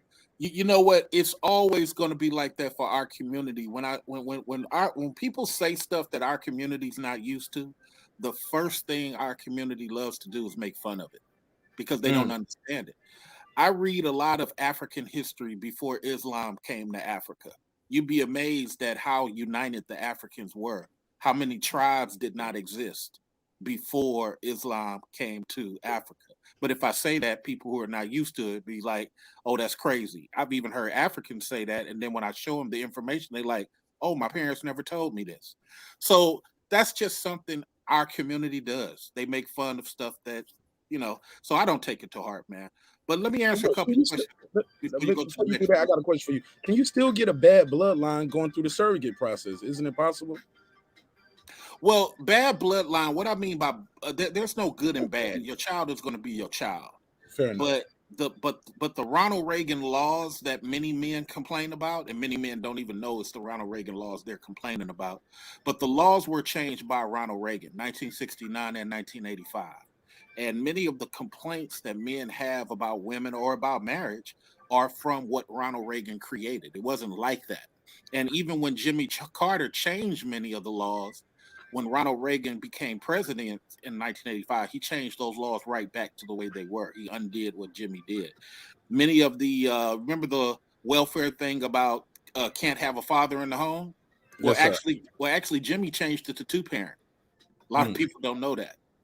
And Ronald Reagan changed it back to one parent. Him and a woman named Margaret Hessler changed it back to one parent. So that's why I said sometimes, I say this stuff because I read a lot, and some, especially guys make fun of things that they don't understand. But it is what it is. But let me answer these two questions I think are important because I wrote it down. One of the brothers in the chat room said, if you be a good husband, you won't have to worry about somebody taking a child. I want you to look up the singer. What was her name? Jennifer, whatever her name was. She did Dream Girls. Jennifer Hudson. Jennifer Hudson. Please go look up Jennifer Hudson and her son.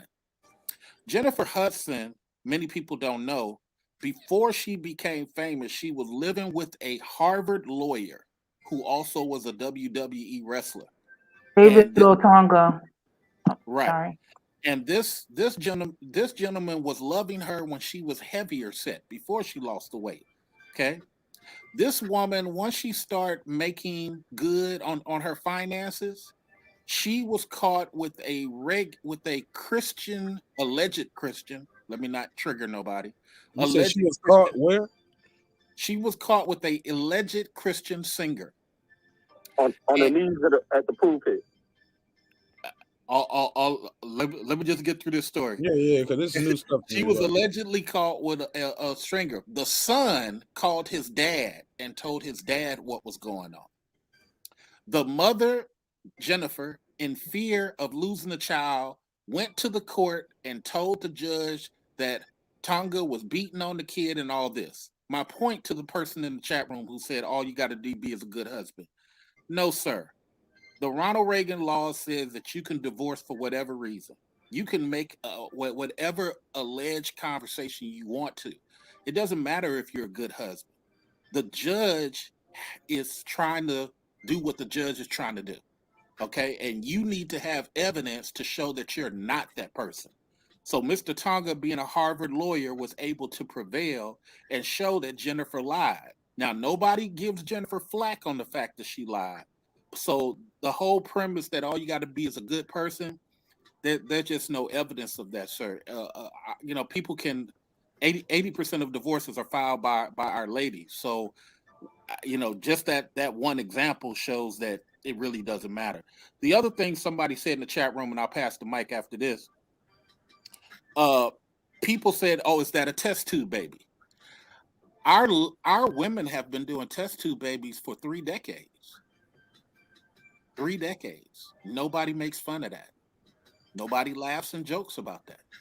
So you have a lot of fathers who got their money right, who got their property right.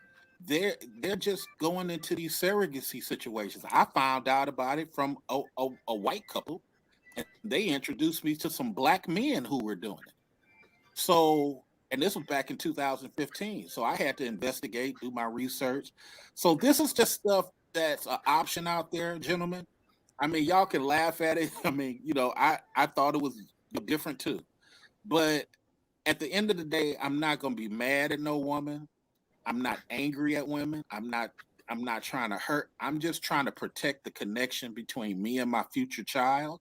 And I don't want any judge to get in between that. So if you guys find that funny, I feel sorry for you. I'm just doing what's best for me, so I don't have to be in one of these I hate women rooms and she took me on child support. I'm never going to be in that conversation. So I pass the mic. Sir, what proof do you have that J Hood cheated on her man? Can I respond to that? Can I respond to that? I'm gonna say fuck that kind of lifestyle. I don't believe in no surrogacy, and it already sounds like you reached the point of giving up and having some type of disdain towards women. Because for any man to pursue that, you just looking to have a child through surrogacy, that's something different. A lot of people going to having surrogacy, surrogate children are people like women who can't give birth. They'll take their eggs, put in someone else. Sometimes gay couples do that who want children. They go about doing that. But to push that to men, to having kids through surrogacy, like, fuck that. That is bullshit. I don't think that's nothing that should be pushed into society and pushed on the people. That's almost like some agenda type bullshit. I think man should be able to lay on top of a woman and nut in her and have a goddamn child and raise them. So that's my thought. Clips. I gotta mute your mics while he's talking because it sounds like somebody farted or either they sneezed or something. That was kind of weird. Let's have some mic decorum. Queen P. Then we're gonna, because I believe she was trying to get in. Then Clips. I did look up that story while he was talking about it. And they did have a custody battle. It did get nasty, and they ended up dropping those charges. He was cleared of all domestic charges. She did file a claim against him, saying he grabbed her son and shoved her out the bedroom because he claimed he confronted her about cheating on him with Molly Music is the guy's name. He confronted her about that, and she basically the police was called out, And yeah, that's what's going on. He So said, I'm not gonna basically, come it's on your true. channel and lie, sir. I'm not gonna come no, on No your one panel called and you a lie. liar. I just said just no, have I proof. got it, y'all. Y'all gotta let me take the lead, please, please. So just to do some research, I didn't say you were certain. That's what we do. We always we fact check the things, we Google it when we talk about it. You say, hey, look it up. I looked it up. This was around 2017, and you said Jennifer is using she when she was on the show, she was using that to diss him. He was but basically that was the take on that Jennifer Hudson case. But thanks for bringing that up. And that was a crazy story. That kind of went under the radar. But yeah, he was cleared of all charges. They couldn't even take that to trial. They had no evidence of that. But go ahead, Queen P, and then we're gonna let clips, and then we got Ty in here. Go ahead, Queen P. Oh no, I think it already was answered because you did the research, unlike him. But I would just Hey, wanted to Queen know P, let's what not do proof. that. Wait, Queen P, let's not do the little subtle jabs. I want to Okay, make sure we keep I'm everything up. just saying he was Yeah, just but we ain't got to do the jabs like okay. that. The little Okay, subtle I can jabs. respect that. Yeah, But the because it's thing too that bad.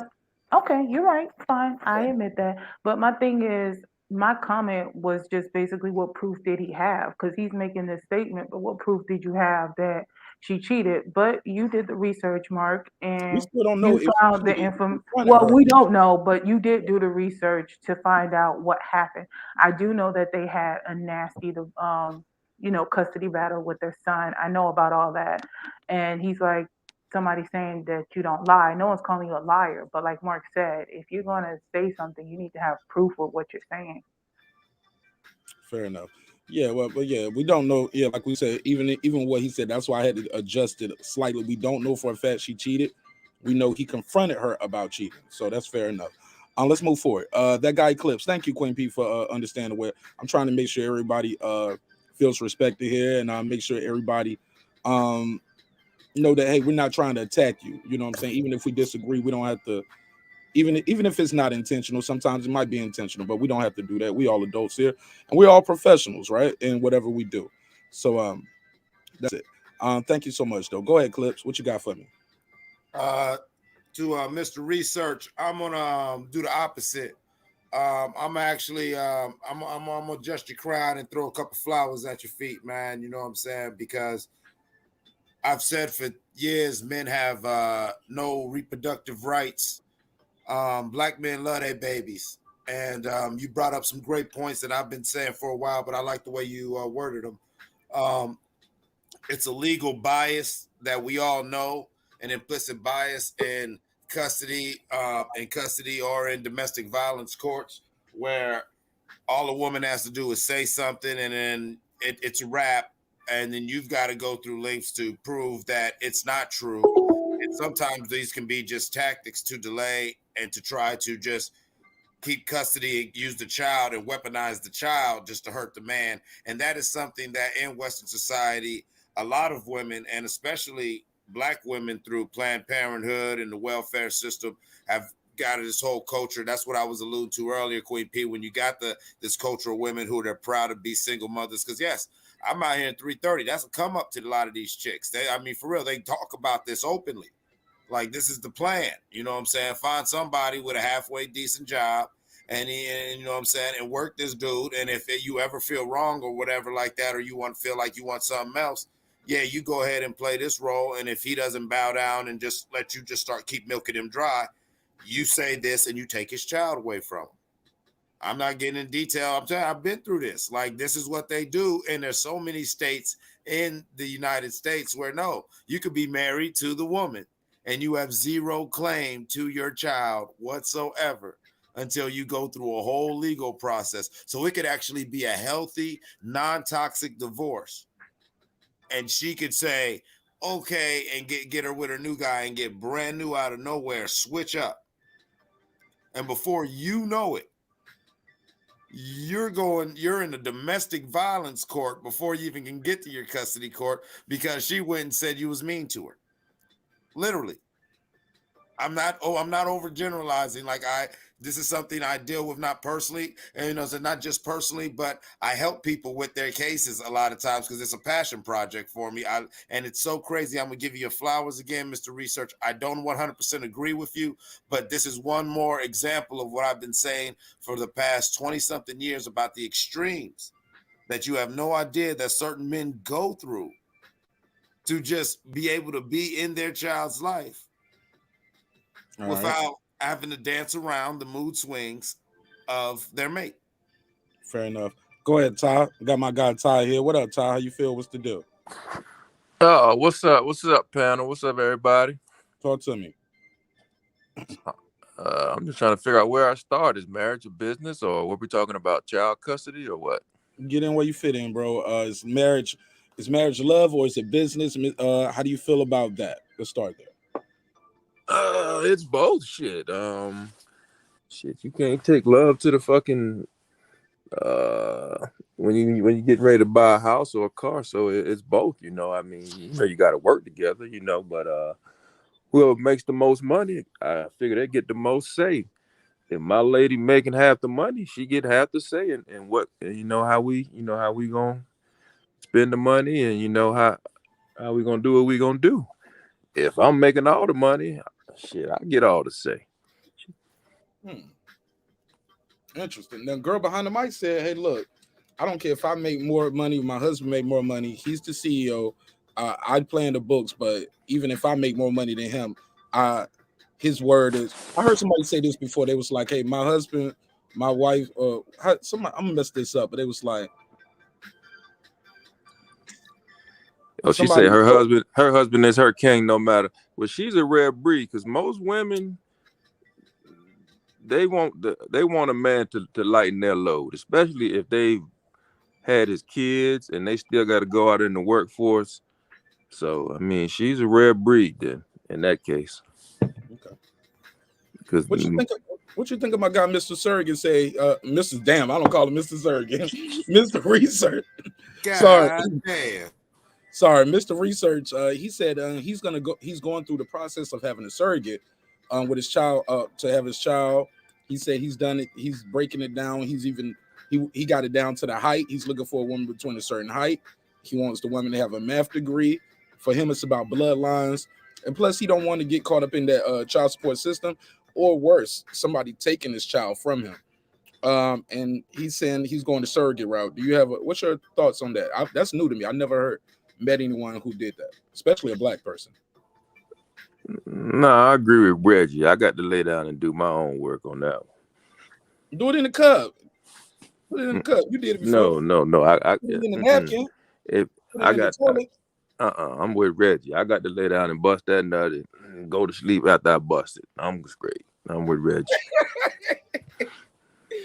Nah, man, but okay, but look, but that comes with other problems. Mr. Surrogate Mr. Research ain't got to deal with that. He ain't got to deal with those problems. So let me ask him something. If he has a surrogate, is he exempt from these child custody laws and all this other shit? Yes, sir. Man, yeah, that's his child and his child alone. She can't take the baby from him. He's saying. Nah, bro. If I'm having a baby, I'm finna lay down and nut in that woman, and that's just how that's gonna go. Okay, fair enough. Man, y'all being kind of graphic. Can we say just broke like damn? It's ladies in here, man. Y'all. Well, shit, they know what? They're gonna demonetize this one, y'all. Y'all up here talking crazy. They already gonna take this one down. But let's pass it around. Let's open it back up. Go ahead, Mr. Research. I said it right this time. No, very. I understand how the brothers are thinking about it. I mean, I totally get it. When they just want to have a good time, Mr. Research. That's all it is. When ladies first start doing this stuff, these brothers wasn't upset about it. They went along with it because that's what our women wanted to do. But when a man wants to exert his situation, it's a bad thing. Now I applaud the brothers for saying, hey, that's just not their thing. But look at it this way. I got one more quick story. We had a white guy who went over to who was in Colorado. He joined the military, was with his girlfriend. They had sex. He got called to Iraq. Now that's how long ago. This is back in the Bush and Cheney days. He got called to Iraq. His girl had a baby without telling him. She had a baby without telling him and gave the baby up for adoption without telling him. Now, according to laws, he don't have any rights. Okay. She died 2 years later. The baby was in the adoption thing. He comes back, heard that she died. They didn't stay in contact. Heard she died. He marries another white lady, and they are in their house. One day, he gets a bill for $60,000. This is a true story. Gets a bill for 60 grand, and the courts tell him, sign this paper and give us 60 grand because we've already placed your child in Virginia with a nice family. He's like, So whoa, they whoa, went to whoa, I got a divorce. kid? Yeah, yeah. And Slow she's down. So placed in slow down. Virginia. I need some more details for this. So he's married. Yep. He goes away. He's on tour. So he's gone for a year, right? No, it was actually like 4. So, but during that time though, you come back and forth though. You don't just they don't I keep you don't there know how for a it year happened. straight. I don't know how that part happened. I'm going by what the news report said. But he was away. And Hey, what's so, his name? So we can Google this story. okay, I'll grab it for you, but let me And put it in the let me private get chat. through Put it in the private chat instead of the main it. chat. Yeah, let me get through I it. can pull it up. But So go ahead, give me he the story. yeah, so and this happened a while ago. This been some years. It's been over 6 years since way over 6 years since this Yeah, but happened. I'm a vet. He's a vet. I think Reggie's a vet. They don't keep you overseas 4 years straight, especially in the war zone. You come Okay. back home, you got R&R. Like, how does you not know your wife had a baby? Because that's 9 months. Okay, let's just say 10 months. She Well, pregnant. nevertheless, what would have happened with the gentleman was he sat up here and had to fight the court system to get his own kid back. But it wasn't his kid. It was a baby she had with somebody else, right? No, it was his child. Okay, I thought she got pregnant by somebody else while he No, was no, away. no, no, no, no. She never told him about the baby. Okay, now I'm with you. Yeah, he was overseas. She never told him about the baby. She gave the baby up, and then she passed away. And then when he found about it, he was already married, and they trying to present him with a bill. And then he was like, well, no, just give me my child if it's my child. And then he had to fight the court system to get his own child back. My only point in bringing it up is I want to avoid those type of depression.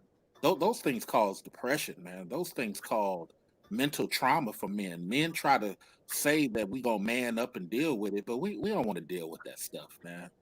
And so again, this ain't no hate for people who want to do it differently than I'm gonna do it. Do it your way. All I say is don't complain about the process if it doesn't go the way you don't like it. You know what I'm saying? Because the process is the process.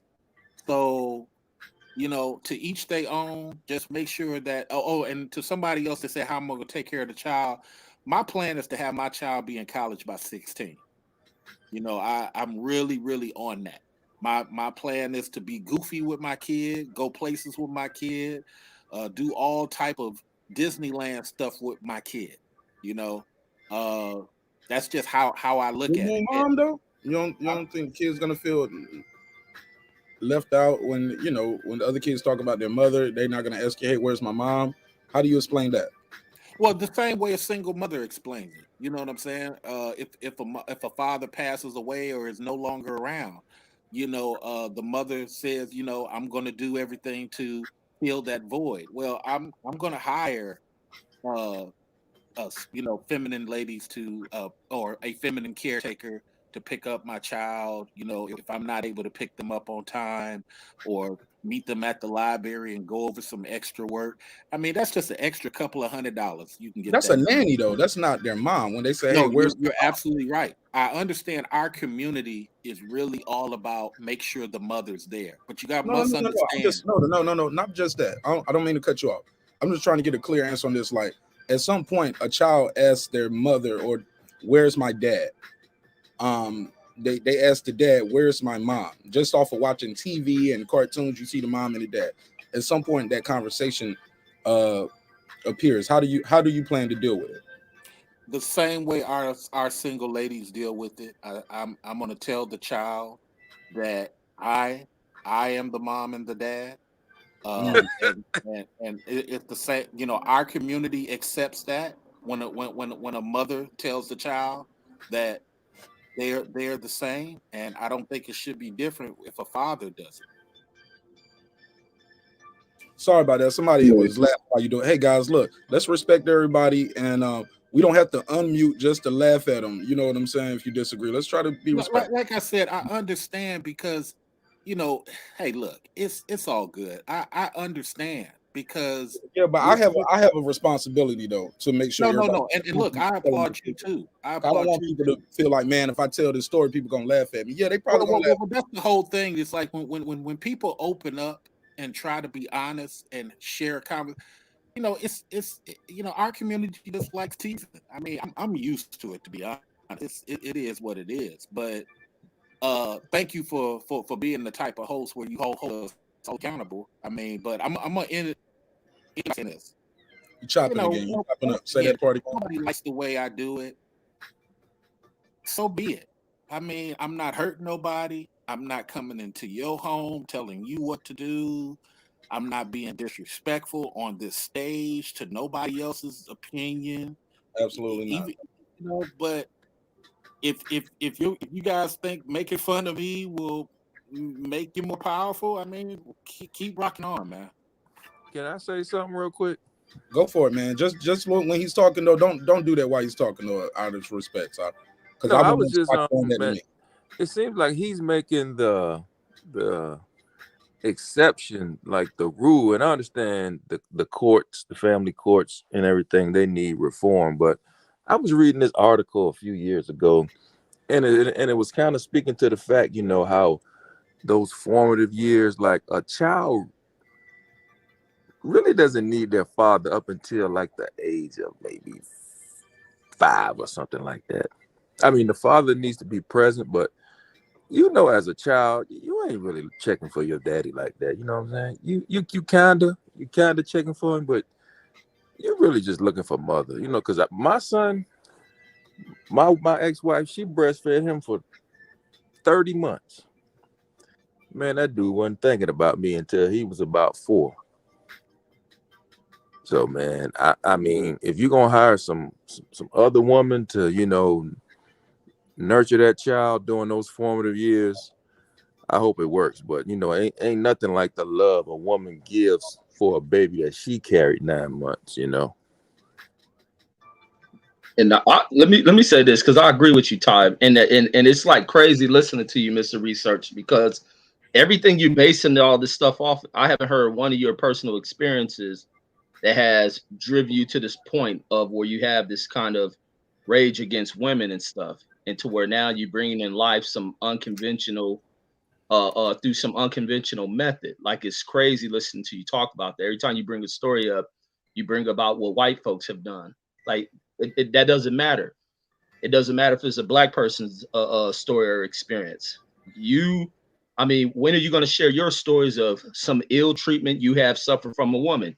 Usually people base certain things and certain changes based on what they have personally experienced. You're basing this off of outside literature and outside studies and lectures from other people's experience.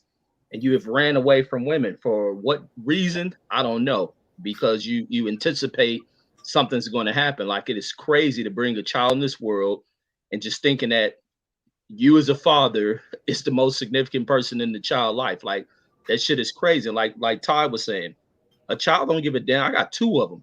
My kids love me early on in them newborn stages to the first 2 years when they getting breast milk. I wasn't more important to them than their mom. They may think that shit now, but back then, no. Like, that shit is crazy as hell. Hearing you say this, almost like saying the brothers need to get kind of like get with what you're doing. Like, hell fucking no. It's supposed to be. Go ahead. I want to reply to that before I let Mr. Research speak for himself. Reggie, I didn't hear any rage from this guy. You say he's rage. Let me finish. I didn't hear. I've heard now, and I've been doing this show about a year and a half. We don't heard rage up here. You know what I'm saying? Bitches ain't this, and the black woman ain't shit. Yo, I don't seen and heard some things up here that I prefer not to repeat, and that's why some of those people probably aren't around the show today, because I don't rock with that mentality, and I can't even fake kick it with you. A lot of times on these shows, I can fake kick it with some people because just for, hey, it's a show, you got to have an adverse opinion. Hey, I probably won't kick it with you in real life, but hey, it was cool hearing your opinion on the show. But I didn't hear the rage, and I didn't hear him say um other people should be doing this. He's just saying this is what he's doing. And the last point I wanted to say is I don't have to have a personal like, hey, look, if he had a personal experience like that, he's too late. When he's already messed up and caught up in the child support system. He don't have to experience that directly for him to say, hey, I don't want that to happen to me. Wise men learn from smart people learn from their mistakes. Wise men learn from the mistakes of others. Hey, look, I know who Magic Johnson is. I wear condoms, homie. I ain't got to have that personal experience. I was a combat medic. I seen what bad health can do to certain. I mean, I'm just saying, you get my point, Reggie. Like, you don't have to have a personal experience in that to have a valid point. But I want Mr. Research to speak for himself. Clips, please let him go. Go ahead, Mr. Research, because he did speak to you direct. I mean, here's what I think some of you gentlemen don't understand. The host asked me to speak on it. I didn't. He asked me that in the back chat. You good, man. You good? No, I just think it's important for them to know that I'm not trying to push anything. Right, yeah, you did. To be fair, you did talk to me in the private chat, and I asked you to share your journey. I understand why you gentlemen hate me. I understand you don't have empathy for what I'm talking about. I get it. Matter of fact, let's just end this and move on to a different topic, because it just seemed like, the gentlemen are getting too overly triggered about how I choose to live my particular life. Look, gentlemen, I get it. If you're a type of guy who feel like, fathers mean nothing until their kids are 5 years old, that's cool if that's your philosophy. I have a different philosophy. It's not about white people either. It's just about being a dad, period. If I happen to mention white people, just like Jewish people have a bar mitzvah for their son in 6th grade, or Latins have a machismo, our community is not really about their boys. I'm about staying connected to our kids. Our community doesn't have a bar mitzvah or any celebration for boys. We're told that, women are more important. And to the brother who feels like I should be mad at women, I tell people all the time on my page, my fans, stop being angry at women. Women are human beings who make choices, and the laws are what they are. If you don't like the laws, change the laws. If you don't like the situation, do like I do and change your situation. Don't get mad at another human being. So, again, we as black men are trained that if you see a dude not putting a woman first, you want to attack him. You want to make sure he hurt. You want to insult him. That's just what we do in our community. The evidence is there. I'm doing nothing more than what our women have done for the past 30 years. I'm making a choice that I'm available to do without hurting anybody and without being angry at women. I'm not angry. Women are going to do what they do. Guys are going to do what they're going to do.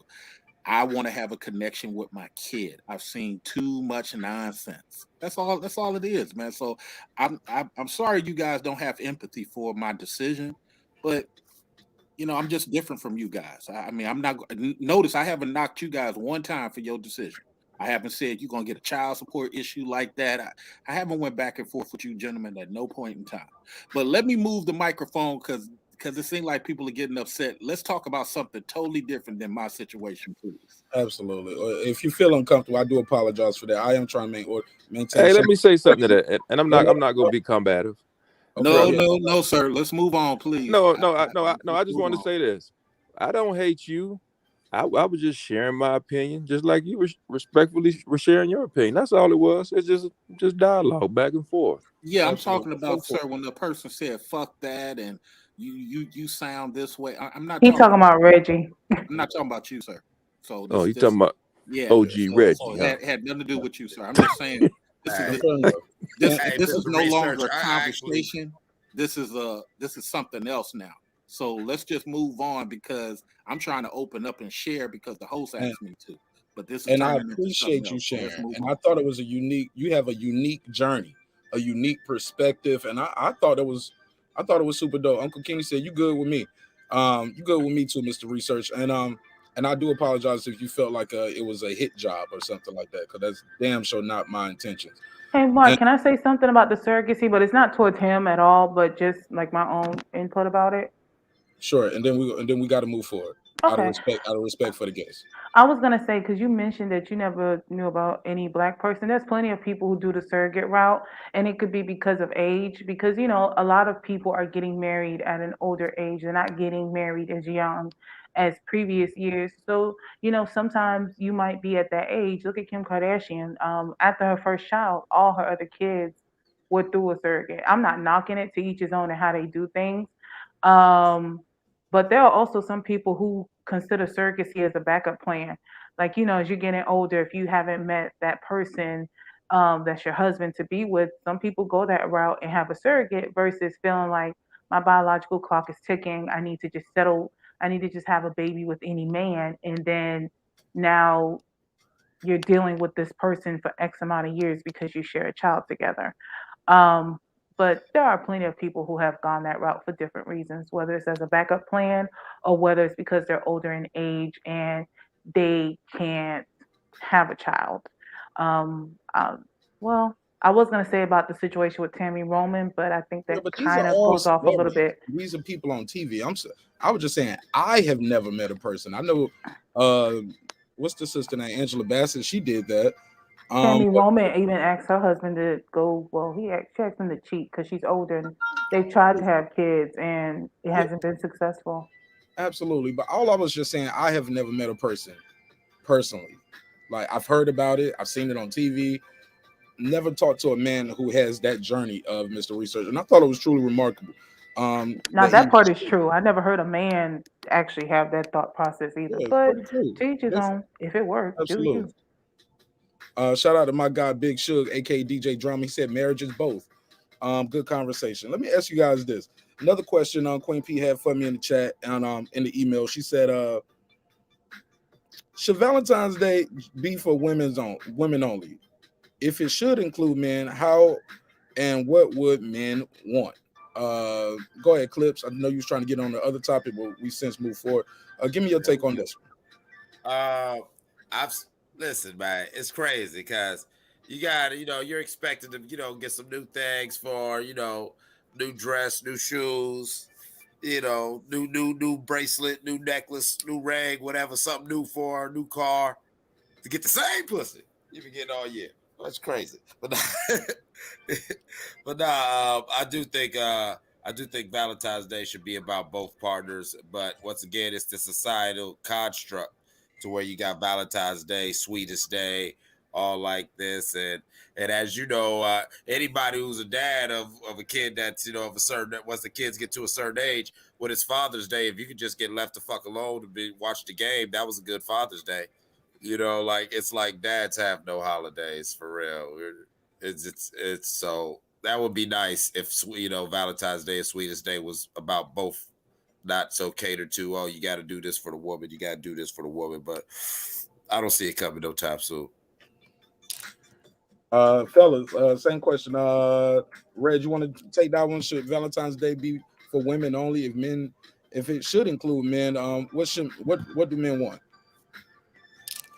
I don't got an opinion on Valentine's. I think it's to each his own, man. I think it depends on if you got a woman you trying to, because everything's in the way society is structured is about a man trying to woo and a woman trying to reel her in.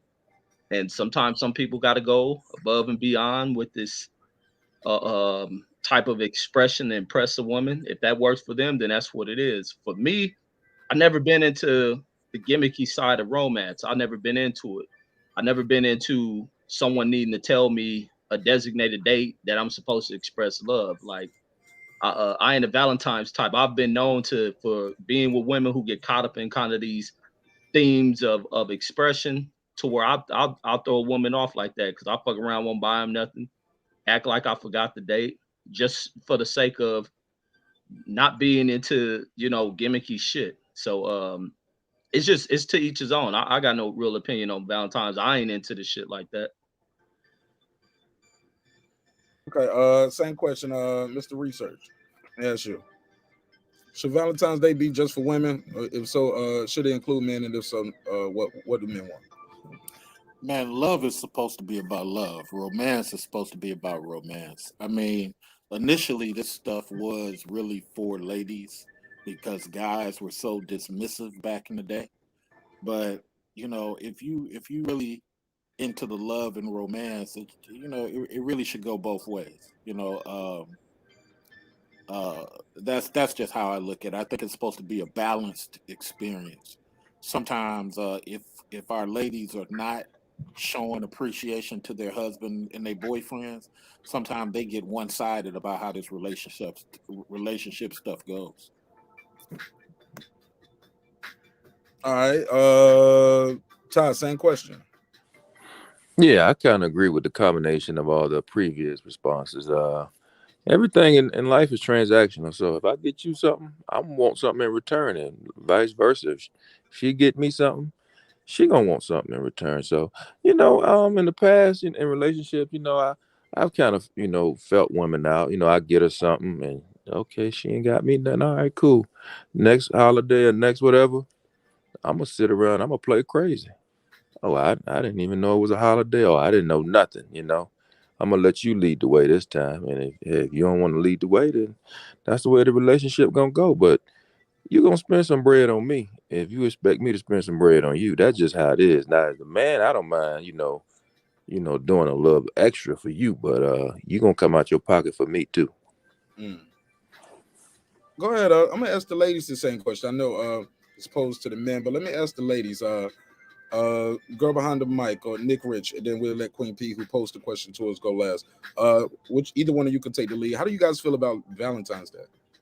Um, so, um, so here's what I'm gonna say because we got younger listeners also listening in, right? You should know your relationships. I think when you're Man, first we all knowing some old heads in here, I think. and if Um, there are people, if there are people out there listening to this, I'd like to give a little context. For myself, I've never cared about Valentine's. My husband did a good job when we got together, wowing me, making me happy. Well, not making me happy, but putting a smile on my face. But realistically, I've never been a girl that's like, oh my gosh, it's Valentine's. What are you going to get for me? And I never stopped him because that's what he was doing. We've been together for some time now. We're big ticket item couple per year. So this year he's like, if you want something for Valentine's Day, just go and buy it like that. So hold on, slow down, sis. You said we are a big ticket couple. I never heard that. What does that mean? So in our relationship now, the things that wow us are like he said, we were talking about something. It's been a couple of years. So he was like, I think I want me a so and so car. And I said, all right, well, let's see what we'll do in December. So that's our thing, and in my mind, I'm gonna try and surprise him. But that's what we do, Oh, you that's what know. you mean. We buy a big item. Big items that's for each other, so we don't even do this because we've been together for so long, so it's not like, oh, Valentine's dinner is gonna make any of us be like, oh, this is so romantic. And and we do all of this little stuff already. So, and I don't like fresh flowers. Um, Right. but listen, when you are with someone, it should be reciprocal, like the gentleman said, because that's how we started off. I'm not a big Valentine's person type of girl. I'm different. But because my husband would get me a gift and I knew he was getting me a gift, I would get him something when we initially all got together. And it's always been reciprocal in that manner. So I think, I guess guys should get something too if Reciprocal. women get something. I like that reciprocal. That sounds like a 69. Go ahead, Nick Rich. Tell me, how do you feel about Valentine's Day? I don't do Valentine's Day at all. Break it down. Um, I don't do a lot of pagan holidays. Now, growing up, my dad always bought me Valentine's Day stuff. He would send flowers to me and have them delivered to school.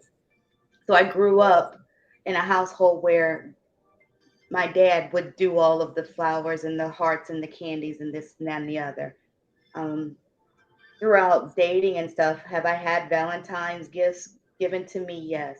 But as I got older, my priorities shift, my um, understanding of what's important and what's not so important to me personally um, definitely um, impacts how I feel and how I approach things. So I don't, my husband knows to not even engage in the whole Valentine's Day thing with me because I'm not interested whatsoever. Mm. In No other matter words, he can keep his cheddar in his pockets. but what even no matter what the gift is, you does it are you opposed to him buying gifts though, or is it just don't buy me a gift for Valentine's Day? Yeah, Because just the whole no, not opposed to him buying gifts for me at all, but definitely the whole Valentine's Day thing and getting all wrapped up in this idea of show me love on this particular day through some flowers that are going to die 5 days from now. He already knows, and he laughs at me because he's like, yeah, she ain't that type of person. she So passed that. We passed that. yes, Hey, look, she's beyond that. but look, that comes with your dad buying you those little like your dad. Man, you make me want to be that kind of dad now. I'm gonna just keep because Oh, absolutely. I bought my daughter some Valentine's Day candy this year. Absolutely. Definitely shower your daughters. I grew up in a two-parent household. My parents got married at a very early age, and they're still married to this day. And Oh, and they only had one child. That was me. But my dad showed me what a husband should be like, showed me what a father should be like, showed me what a man in a household should be like. So I encourage you, Mark. Definitely shower your baby girl with some Valentine's Day stuff. So Tyrone in the back won't be making her feel like she's extra special because he got her something for Valentine's Day. She's like, no, my daddy already did that for me. I'm good. right. My daddy got candy at the house already. I got flowers sent Exactly. to I don't need your school. candy. Yeah, had roses delivered to school. Come on. Um, Yes. that's crazy. That's dope. Go ahead, girl behind the mic. Talk to me. How do you feel about Valentine's Day? Should men be included? And what do you give a man for Valentine's Day? You know what we want, though. You already know what we want. You know what I'm saying? You know what I'm saying. But go ahead. What else do you get? I think it's Respectful. Queen P's Respectful. turn now. So what? I said I think it's Queen P's turn now. I spoke Oh, before. I said girl behind the mic. I thought I said Queen P. I was looking right at her avatar, but that's what I meant. But go ahead, Queen P. Um, I mean, I like the thought of Valentine's Day, but I'm not gonna lie. Philip, the love is real. Trust said it best. I think that if you're going to give a gift because you want to. It shouldn't be because of a specific holiday. Um, when it comes to a man celebrating Valentine's, I think it depends on one's relationship. Some men don't care to receive a gift on Valentine's. Some men may want one. So it's up to you to know your man or your spouse and know what they like and see if you can get that. Yes, we know obviously sex is something of importance. But I mean like an actual gift besides sex. If you have it often enough, it's not really something to be like, oh my God. But I I mean, mean, it she just could do depends. something different though. She could come in there with a grapefruit, and I'll be like, "Hey, what's Oh this? Like, is this about to happen? What I finally? You've been watching those videos, my God. I okay? So thought you you were know, gonna say girls trip. could do No, something he said the video. different. Go Because ahead, in go ahead. girls trip, she mentioned the grateful too. Yeah, But I mean, it depends. Every couple is different. Some people believe in the Valentine's Day. Some people don't care for it. Some people just give gifts whenever they see something that they think their significant other may like, and they just give it to them. It just depends. But if you know that celebrating that holiday is something important to you, then that's something you need to make sure you let your significant other know. And, you observe them and see what are the type of things that they would like. Maybe they want a massage, maybe they want sex besides sex, or maybe some other type of sex that they didn't have before, or maybe go on a trip. Who knows? What other kind of sex is that? Tell us. Really? I don't like somebody wrote it in the chat. They said a threesome. detail. They sat there and said a threesome or I don't know, some sex somewhere else. Who knows? Or role play. Hell if I know. A What? She said a threesome, threesome? What? It boy. was in the chat. Oh my god, you A three. guys. Oh boy, I thought I said, damn. It was Mike Gaming time. wrote it. He said Valentine's threesome. Oh my god, Hey, really? hey, hey, man, come on now. Stop all that snitching Look, well, now. this is a Come on, judge-free Hog zone. Hunter. Look, y'all judging Mr. I'm not Research. judging him at all. Queen P, look, live your life. Don't let them distract I'm that man from a good Valentine's Day. Y'all messing him up. No, I am not trying to stop Mike. Mike, I am supportive of you having an amazing Valentine and beyond. Okay, Mike, I am here for you. I want you to enjoy it all, sir. Every bit of Queen, it too. Queen P, your mic popping a little bit. I don't know what's going on. There's some static in your line. Queen I don't Minaj, know. that's her name. Queen Minaj. Oh my God. No, Reggie. Can you hear me better now, Mark? Hello? Oh, Mark? yeah. I'm Yeah, gonna do she's like Is it still Stephon Diggs popping or did. no? nah, let me hear it. Say something else.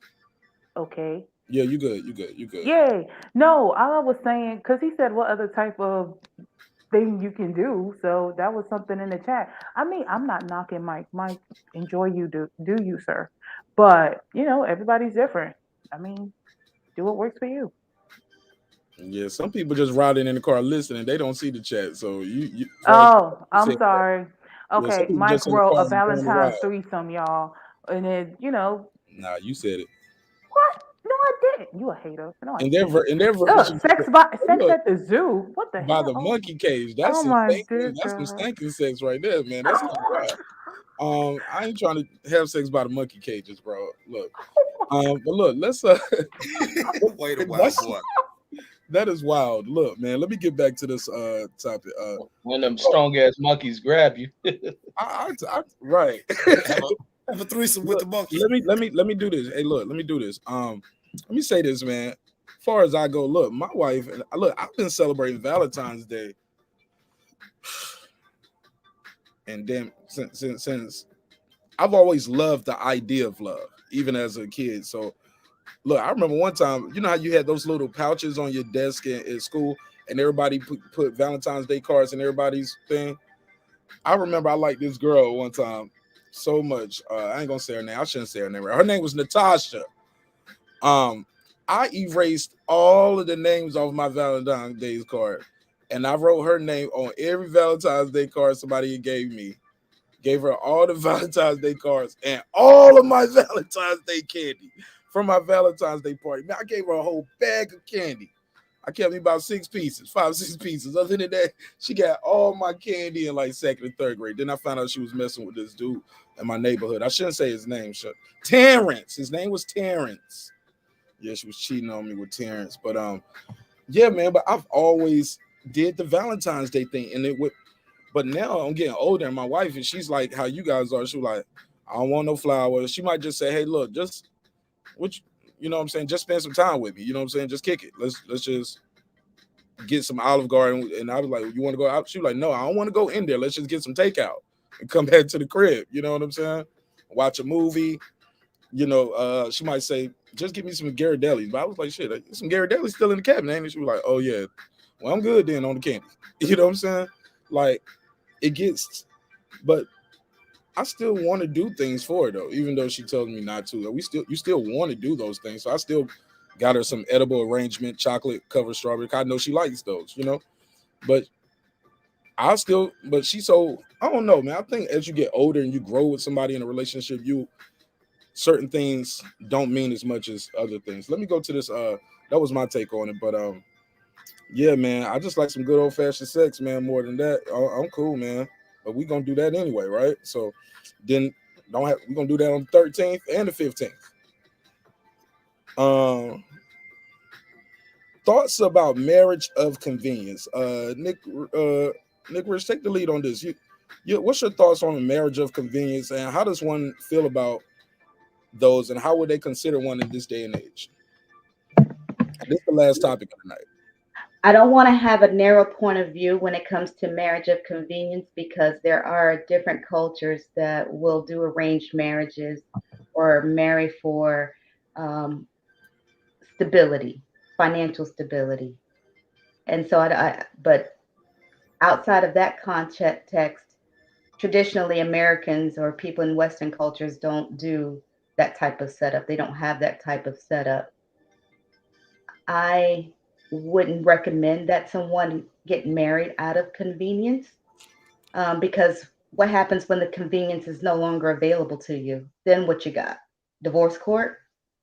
So I wouldn't recommend that someone marry someone because they check boxes. Um, you've made a list and you say these are my requirements and this person checks all of the boxes, therefore I'm going to get married to them and it's not rooted in love. It's rooted on tangible things versus the most important thing, in my opinion, which is the intangible, the love aspect. All right, fair enough. Go ahead, Mr. Research. How do you feel about marriages of convenience? And how does those work in this day and age? You know, we don't have a lot of proof that they end well. Mm. But you know what? Everybody got their own journey. Love is work. You know what I'm saying? It's work. It's really working on yourself to be part of a team. That's how I look at it. You know, especially with a lady who may not have mastered her own self-checking You yet. chopping again. You got a little static in your line, sir. Okay, I apologize. You good? You good now? Somebody who you know, when you're dealing with a lady, sometimes that lady hasn't mastered herself, and you got to help her through some of that stuff. So I always tell dudes, man, you got to make sure you master who you are before you entertain another person coming to your life. You know, you got to master yourself because she needs a rock to be there, because sometimes, man, sometimes you gotta save a lady from herself sometimes. You know what I'm saying? And vice versa. Sometimes a dude, he's not where he needs to be. And I always say women are the painters. They're like the artists of our lives. You know, they kind of make us a lot better and what have you. So I just think that the whole convenience, you know, I'm not gonna knock it, but I don't know how that works. But I just say, well, whatever you do, make sure that you're willing to self-check yourself to get through whatever decision you've done. That's how I look at it. Dope. Go ahead, Queen P. Give me your take on this topic. Hmm.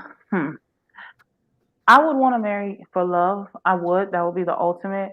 But I see why there are some people who do go into marriage of convenience. And I'm not talking about like the situation of an arranged marriage, but sometimes, say, for example, you may have two friends.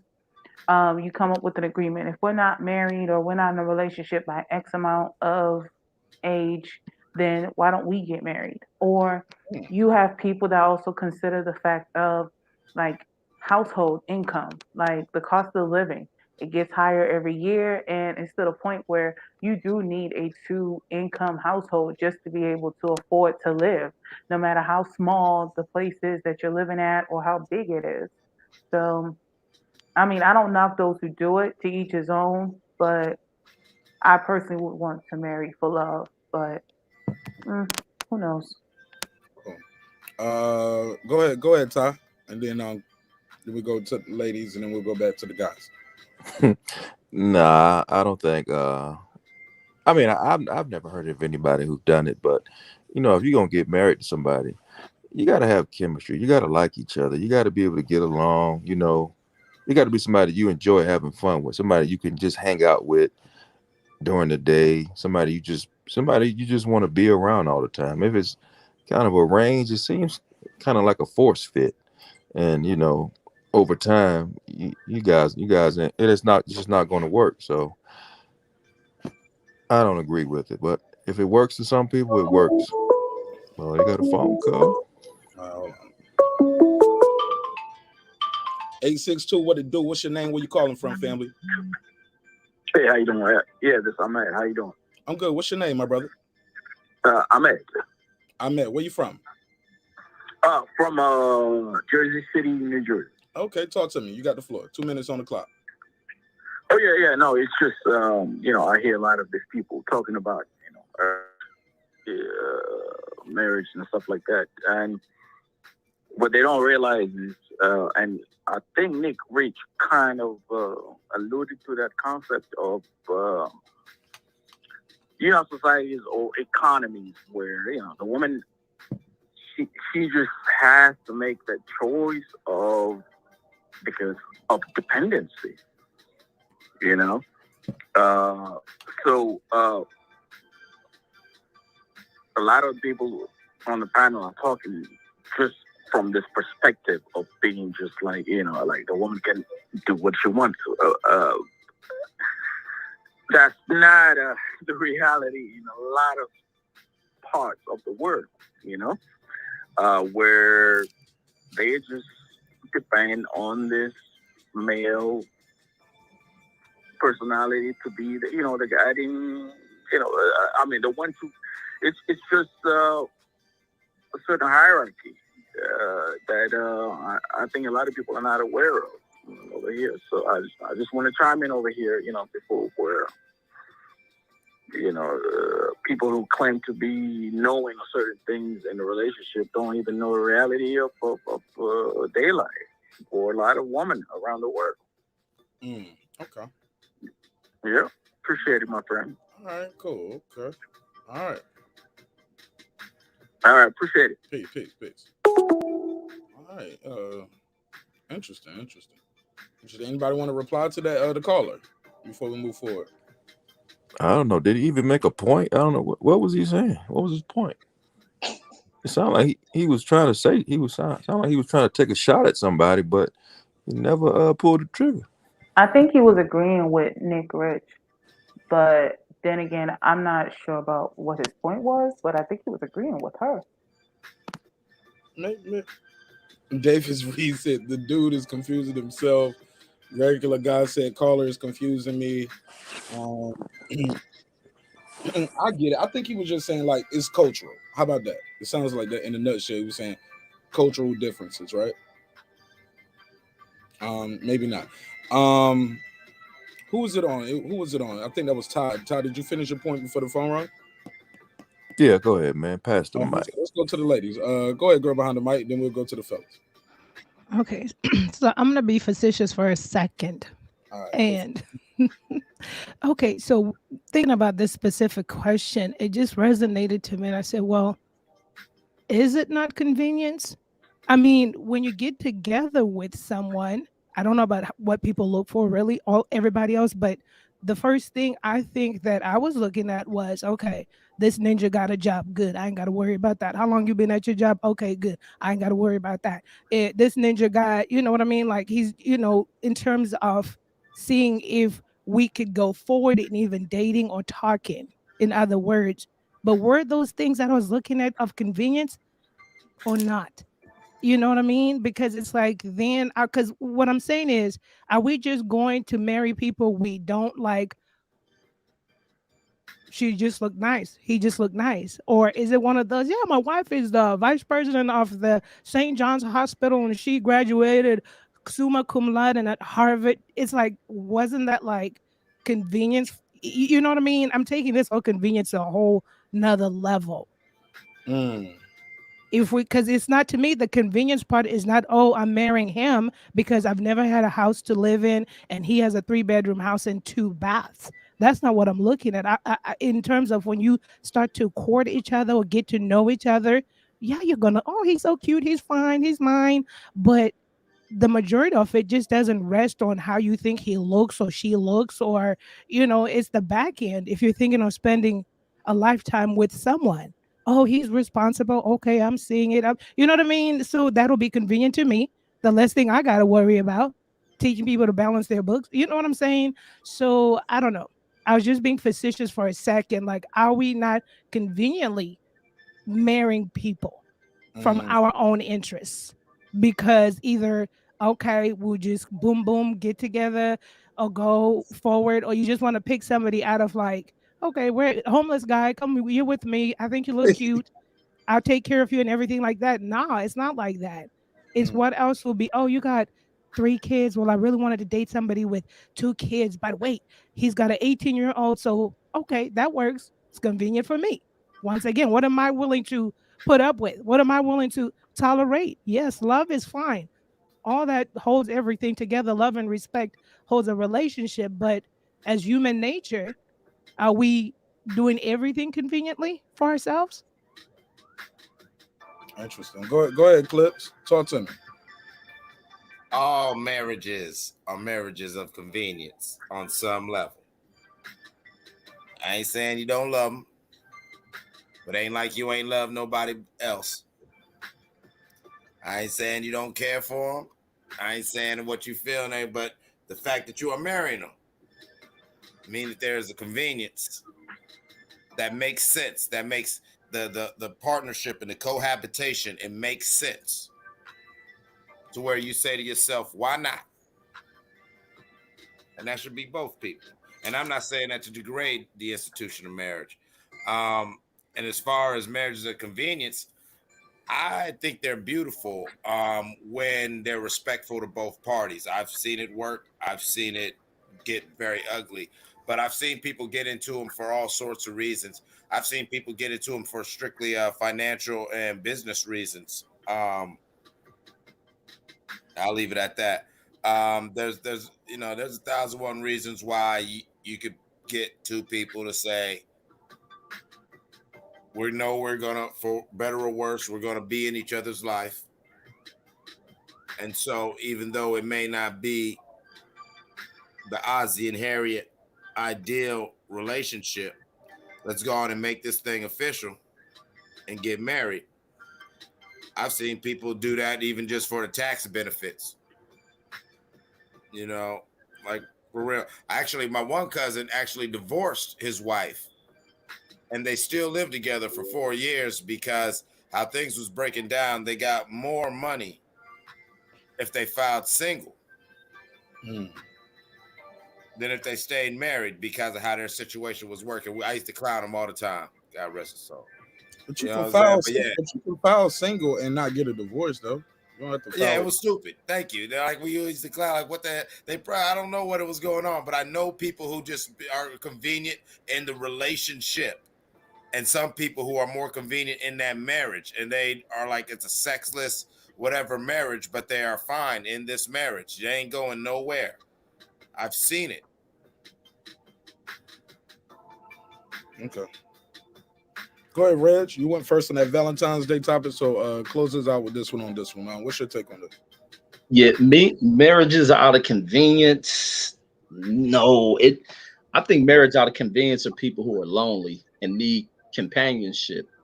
Now, if I found myself in that position, then yeah, I'll settle for that out of convenience. Like I say, I'm around a lot of elderly people, so I kind of learn from certain behaviors and from them. And a lot of people, I've seen a lot of people get desperate of just being alone for so long and needing someone around, kind of really to be there for someone to talk to. That becomes a big thing for elder folks as well, just needing someone to talk to, needing someone to take care of, someone to wake up to cook, and this and that. But myself, I couldn't do it out of a convenience thing because I want to make sure there's genuine love there. Especially me having kids. So that means me marrying somebody. That means you're gonna have to accept who my kids are. And now, not to push my kids on someone, but not to think that out of your need for, let's say, happiness. And there's another thing I believe in. It ain't my job to make someone happy. The person has to find that within themselves. Like we have to come into this controlling our emotions, being happy, and enjoying each other. So I add that into the aspects of how I would look at it. But this thing about convenience, is there true love behind it? Like what drives you to it? Is there just a point of desperation? You got into this point of life. Your earlier, are you at this point of being single through becoming a widow or something, or have you reached this point because of bad decisions, pushing away relationships? So there's many factors to looking for dealing with people who find marriage out of convenience. Meaning you would have just married anyone, just looking to settle for anything, settle for whatever just laid in your lap. So me, convenience, like I can't do it. Like I said, I'm already not a person that's big on marriage.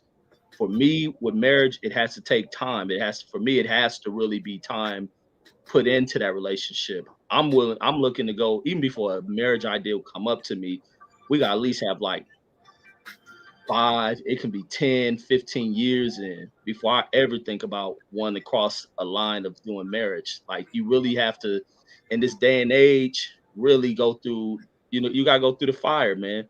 You have to go through that because you got to test whether a person's love is real. How do we got to go through ups and downs. So like I don't want a person find me, they're looking for convenience and I'm all the way up financially and shit. What are you looking to do with that? Are you looking for convenience because maybe I got something? You looking to take something, you thinking I'm gonna afford you something that you miss? Like it ain't gonna shake like that. So it has to be time put in. Like how do we deal when we have conflicts with each other? We fall out, we have an argument. How does that look? How long does that last? Like that's what you got to go through. So that's my opinion on it. Did everybody get that take on that? Yeah.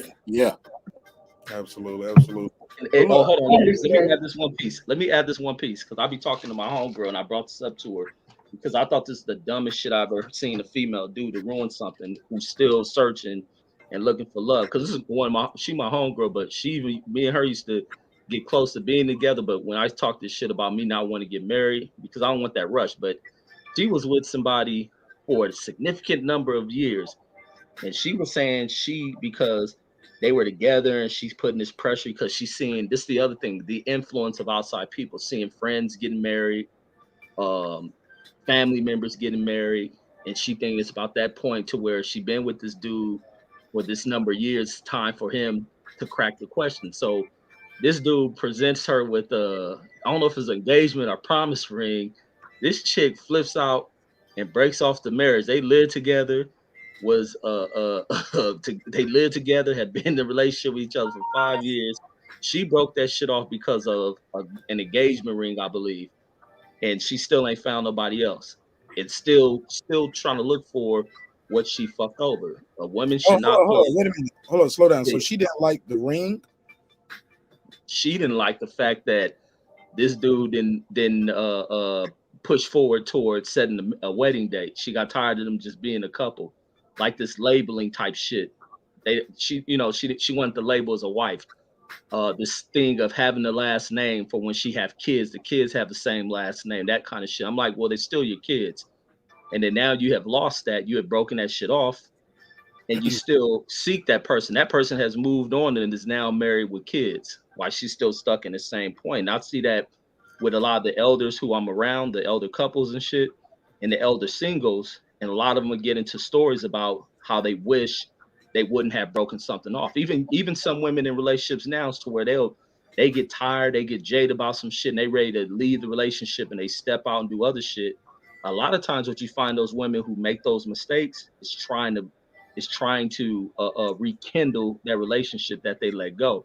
Like they'll burn down the home to only look to walk back into the new one. But that's the crazy shit. Go ahead. Somebody else was trying to say something else before you jump in. Go ahead. I know I agreed with what Reggie said about it's nobody's job to make anybody happy. You know, love begins with self-love. It's cliche, but it's so true. If you don't truly love yourself, then you really can't love nobody, because even though you may truly have an affinity and an affection for this person, either Mr. Research was alluding to this, you know, you've got to be at peace with yourself. You can't be one of these people that's running around angry or anything like that, and not able to deal with disagreement, or not being able to work as a partner in a partnership, and really, you know what I'm saying, move as a team. I really, in my better relationships in my life, I've always told people that I found myself in moments where me and my girl could move with like a hive mind in certain moments. And I've always joked and said, I just wish, you know what I'm saying, I could have kept that moment with any of them, or with another female, where we know we just move, we keep our first of all first and keep going. You know, we keep going from that, not worrying about that. But I think a lot of times, a lot of people do get distracted worrying about the construct. And so if you love yourself and you're with someone who also loves themselves, then your love can begin on a firm and stable foundation. And then you can build, and everything you can build can be right and exact. Because without that self-love and truly being honest with yourself, you're never going to be honest with the person you with. And so, it's that house of cards. And right now we're in a society, I believe, that's based on house of cards because it's feelings, emotions. Most people are fucking resumes. All right. You don't even know. Like, I used to always tell people, don't even think about marrying. Like, first of all, y'all got to live together for at least 6 months to maybe a couple years before you even consider marrying them. Because do you understand? It's cool when y'all just going over each other's house or whatever and popping over every now and then. Things get different when you live with somebody. I'll leave it at that. Y'all can just chime in right there. Like, you know what I'm saying? As much as a lot of people want to rush to marriage, but it's like, nah, you got to make sure it works. And the first thing I think to make it work is making sure that you're willing to work on yourself, kind of like Fitness was saying. You've got to be able to be good. Go ahead. Anybody can jump in. Go ahead. Well, I'll say this. The beautiful thing about this marriage discussion is in 2017, Department of Justice said there are 85%. We actually rose 2%. 85% of those men who are married to Black women. And that's according to the paper filings. That's better than a statistic. That's actually paperwork. So I will say this. We have something beautiful happening. It's just that we got to start celebrating this stuff more. When this stuff went up to 85%, it was 83% back in 2014, and then back in 2010, it was at 42%. So we've done a lot of work, but we don't celebrate it like we should to make sure that the newly born people see it as a plus. We're using the power of the internet to speak against each other. You know what I'm saying? And it's unfortunate. So also for anybody who's interested, out here in the Bay Area, we have something called the Black Joy Parade, where we have Black people fly in from everywhere to parade with us. We have it February every year. This will be number 5 that we're doing. And so if anybody's interested in Googling it, just to look at it, donate to it, whatever the case may be, or one day fly out, it's a beautiful thing to see white people in awe as all Black people get together non-violently and just party together. Go ahead.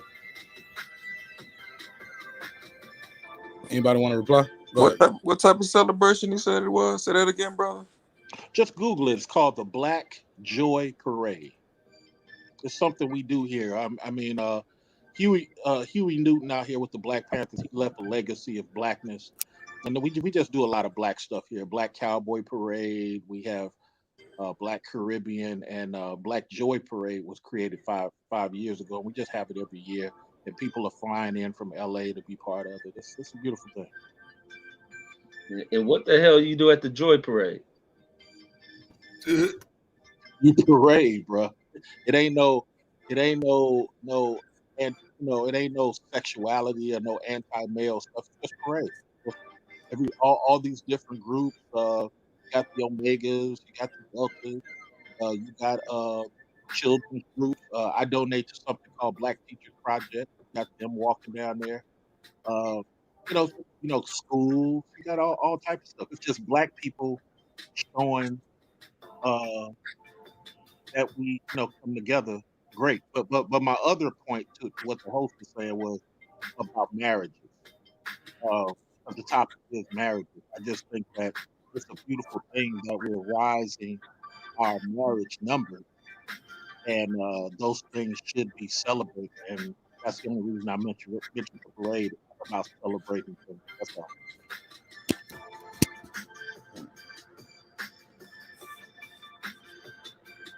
That sounds dope. Go ahead. Oh no, that sounds dope, man. That's up there in the Bay Area. That's dope. Yeah, you threw me off with that. I got this right here. I took a screenshot for it. For those who don't know, here you go. Uh, this is from their website on their About Us page, and it basically just says. The Black Joy Parade is a hyper-positive nonprofit organization based in Oakland, California that celebrates the Black experience and the community's contribution to history and culture and its signature parade and celebration, partnership, and events. Their mission, the Black Joy Parade exists to provide the Black community and allies a live experience that celebrates our influence on cultures past, present, and future. We will unite a diverse community by creating a space to express each other. I'm sorry, a space to express each of our unique contributions to the Black experience. We invite you to celebrate creatively with it and be present, be free. There you go. Yeah, sometimes you got white people on the outside and Asians on the outside talking about what are y'all doing? Oh, we just celebrate being Black, and they'll be like, oh, that's cool. So it's the first, just sharing something different, man. That's all. All right, cool. Y'all out there selling drinks? Y'all got drinks and weed in there too? Weed is legal out here, bro. Yeah, I know. I mean, What's going on, Reg? What's this? The Joy Parade. What am I looking at here? What's this? Yeah, Joy Parade. I think he What's picked one of the groups doing some type of step dancing. I don't know. Yeah, they having some joy. Look for the brothers. There's some girls there too in the back there. I saw some girls in the orange, right? Yeah, there was. There's some women in here. These are women, right, Reggie? Don't set me up. Those were some thick women right there. They'll zoom in You, on even that. you even got the Mason brothers up in here. You got the Israelites brothers, all type of groups. Okay, cool. All right. Well, I'm glad you promoted that. Cool. I think Reg was trying to make it out to be something else.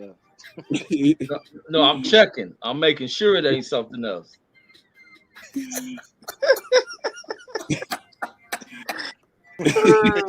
You said you gonna make sure you tear it down, huh, Reg? Yeah, I ain't trying to fall into no shit.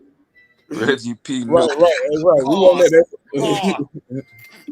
I feel you, Reg. You gotta be careful what we promoting, right? I didn't even. Yeah, you just promoted that. I respect that. Yeah, it's all good.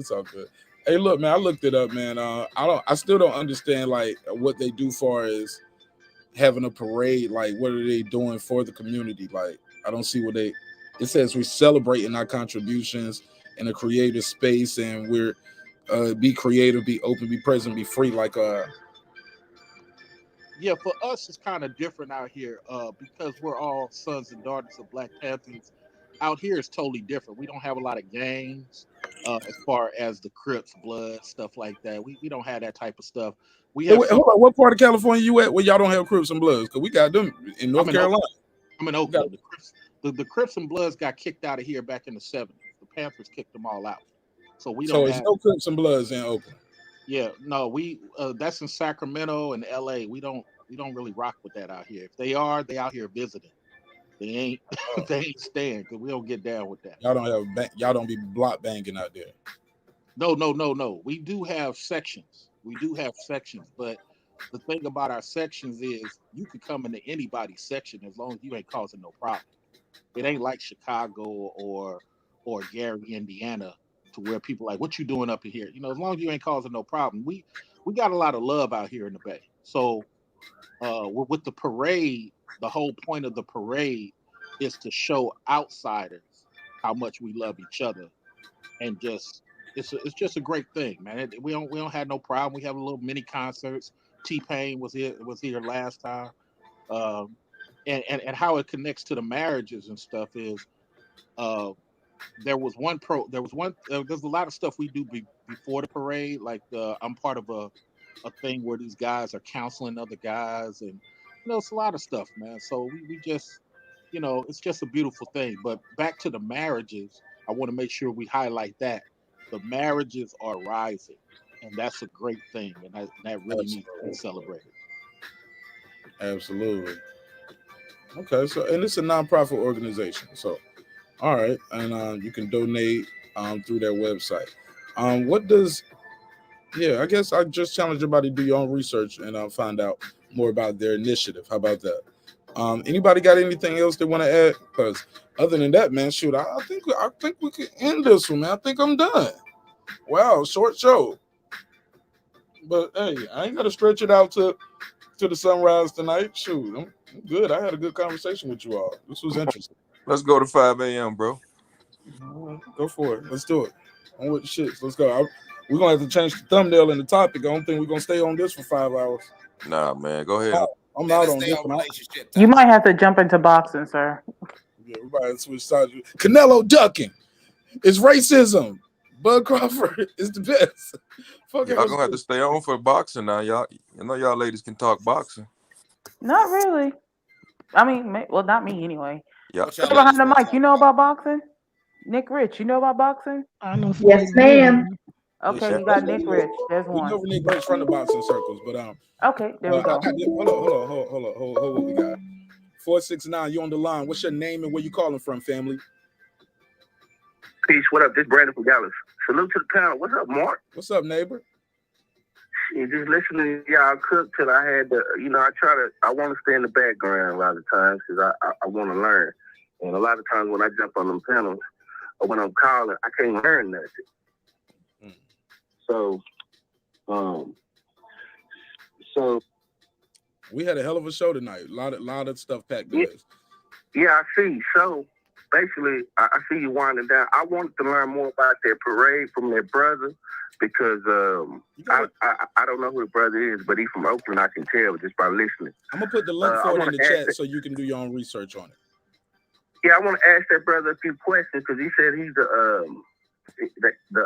they sons and daughters of the Panthers, and right now I'm reading "This Side of Glory" by David Hilliard, and I was just wondering if he had any Panther stories because right now that's what I'm reading right now. Well, I'm not going to derail the room, but I just say this. I grew up 2 blocks from Panther Park, which is the Infirmary Park. Our experience here as kids, we got to be part of that food program. You got to remember, those dudes was 24 and 22 years old changing the world. You know what I'm saying? Teaching white folks about gun laws and, all that type of stuff. They got rid of pimps. They got rid of a lot of stuff. You feel me? So that's why we call it town business, because there's a lot of love here. We may fight with each other, but outsiders can't really come here and do X, Y, Z. We barely let the San Francisco dudes come over here and do nonsense. So it is what it is. But I'll just say this: you'll come out and you'll see some houses painted with nothing but Panther paraphernalia. One of the sisters just painted her house with all of the Black Panther women. Just Google that, Oakland Black Panther Women House, and you'll see that house. So there's a lot of little stuff that we do, man. The Black Cowboy Parade is really important because you get a lot of knowledge about Buffalo Soldiers and what have you. So that's just how we are. We ain't perfect, you feel me?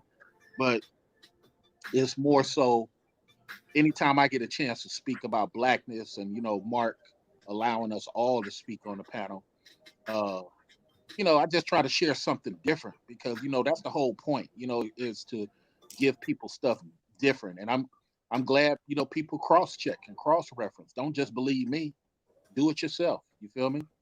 But the whole thing is for us not to have an echo chamber, to really grow, because now we got these different people in America, and they slowly but surely taking over. We can't be continuing to fight each other while our sons and daughters barely get jobs. We got our daughters getting taking boy jobs because they can't even get secretary jobs no more. We got our sons can't get nothing, so they still living in 1980 thinking that selling dope is the way. So we got a lot of things that happen, man, and I just try to provide different information. That's all I try to do, bro.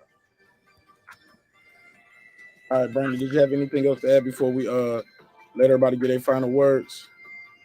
No, sir. It's keep up the good work, Mark, and we enjoyed the show. I thought you was going to fire, bro.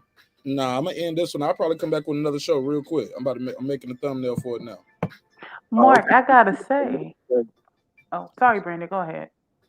No, go. What's up, Queen P? Go ahead. Hey, I just wanted to say I like this new style you're doing, Mark. Cutting it off, having like separate, lives for each different topic. But I was gonna say, Mark, I put it in a private chat what Mr. Research was talking about. I believe that's what he's talking about. Okay, cool. I'm gonna check it out right now. But go ahead, while you got the mic, go ahead, give me your final thoughts on everything we talked about, sister. Thank you for emailing me some good topics and sparking a good conversation, Queen P. I really appreciate that. No problem. And y'all give it up for Queen P neighborhood. She sent me this email. These are all her topics. So yeah, y'all know we love to do relationship talk over here. We used to do it, Nick Rich. We used to do boxing on Mondays, relationship talk on Wednesdays. No, it was box. Yeah, yeah, yeah. And hip hop on Fridays. But I felt like I was keeping my audience too separate, so I just started mixing it up. I was missing certain events because I already had my mindset. This is what we're talking about on Wednesday. So I was missing other topics that we could have, should have been talking about. So yeah, we just mixing it up now. So as well, if you had any cool ideas that you want to bring to the neighborhood, you're more than welcome to email them to me. Say, hey man, how do you feel about this topic? And we'll definitely check it out and get it right on the show. But go ahead, Queen P. But thank you again for these for sparking this great conversation, sis. No problem. What's the first topic? I know you said I know one of them was about marriage of convenience. Then there was the other one about Valentine's Day, if it's Got strictly you for right men here. or women. Oh, Yeah, I got you right here. It's in the description block. Is marriage about love or business? You hmm want to start there? sure. All right, I give me think your it final could. thoughts. And Oh, hold on, sorry. real quick. Let me say this. While I'm doing final thoughts, if you got a moderator's wrench, you got anything you want to plug and promote, this is the time where you can put that in the chat. Like put your business, your IG, your Twitter. While we doing these final thoughts, tell people how they can promote, how they can support your business or whatever you got going on. Go ahead, sis. You got the floor. In regards to marriage of convenience, or was it about love or business? I think it could be about both. And I'm not looking at just, you know, those who have an arranged marriage, which is a factor as well. But I mean, you have those that look at the business side when it comes to the possibility of a divorce. Because, yes, we want to go in there with love, but there is that possibility of a divorce. And then what if you have business properties together, assets, and splitting it down the middle? Not to even mention if you have kids and making sure you come up with an arrangement that's feasible. Because you have a lot of men who are like, I don't want to be a weekend dad to my kid. Um, in regard to the other topic that you mentioned about, oh wait. Which was uh Valentine's Day. Oh, So Valentine's Day um, is only for men. I mean And it then the depends. last one was marriage of convenience. Okay. It just depends because everybody's different. Like in the panel on the chat, you have people that gave different responses. Some people don't care for Valentine's Day. Some people, Valentine's Day is every day for them. So it's not just a specific holiday. Some people, as you get older, you just want to spend time with your significant other. You don't care. I know at one of my old jobs, I'm not gonna lie, me and other ladies, we used to look at our coworker because her husband used to give her flowers every time, like clockwork on Valentine's Day. So we were like, ooh, what he's gonna give her this time? Like, what he gonna do this time? And then she talked about all the things that they would do, when they got home in regards to spending time with each other or going out to eat. And, and she talked about that they did this all the time. It wasn't just for Valentine's Day. He just gave her that as just a little gift. Mm. But the surprise was at home for later. So But if you are someone that wants to be celebrated, I think that's something you should discuss with your partner and make sure y'all on the same boat with that because you might have a partner who doesn't care. mm, Um, Thoughts marriage of about oh convenience. oh to each his own. I mean, while I don't knock those who do it. Everybody has their reasons for why they do it. I don't knock those who decide to do it. Me personally, I'd rather marry for love. But I'm not gonna lie, if I'm getting older and I might consider that. I'm not gonna lie. Like honestly, even with Mr. Research when he was talking about the surrogacy, look. there are people that are doing the backup plan, okay? Like, instead of you feeling like you need to be pressured to have sex and have a child with any old random man, at least you know this way you're going to a sperm clinic to have a baby. Even though some people might call that a test tube baby or whatever they want to call it, teach his own, but yeah, teach his own. I think that's going to be my mantra, to each his or her own. All right, since you got anything you want to plug and promote before I let you go? No, but I'm about to plug some of these other people who got a channel. Absolutely, absolutely. Anybody want to go next and give me their final thoughts on this topic, please? Yeah, I'll give my final thoughts. Man, the marriage thing, it has to be weighed. I think people willing to put up with what they put up with. I think some people don't mind being used by their women. Some people are so infatuated with a woman, regardless of how effed up she treats them. They'll go through it and they put up with it, and that's on them. Other people would not put up with certain things. But sometimes a marriage is kind of a 50-50. Some of them are 80-20. Some of them are 100 to 0. But it's all with what people are willing to put up with. If you feel like a fool in it and you're willing to stay there, then I guess you just enjoy being that kind of fool. But then some relationships are really things of love where people learn to develop into growing and accepting each other. And then sometimes you get to that point to where you enjoy that person so much it ain't even just a sexual connection. It's a connection with the spirit of that person, and you tend to want to be there for each other.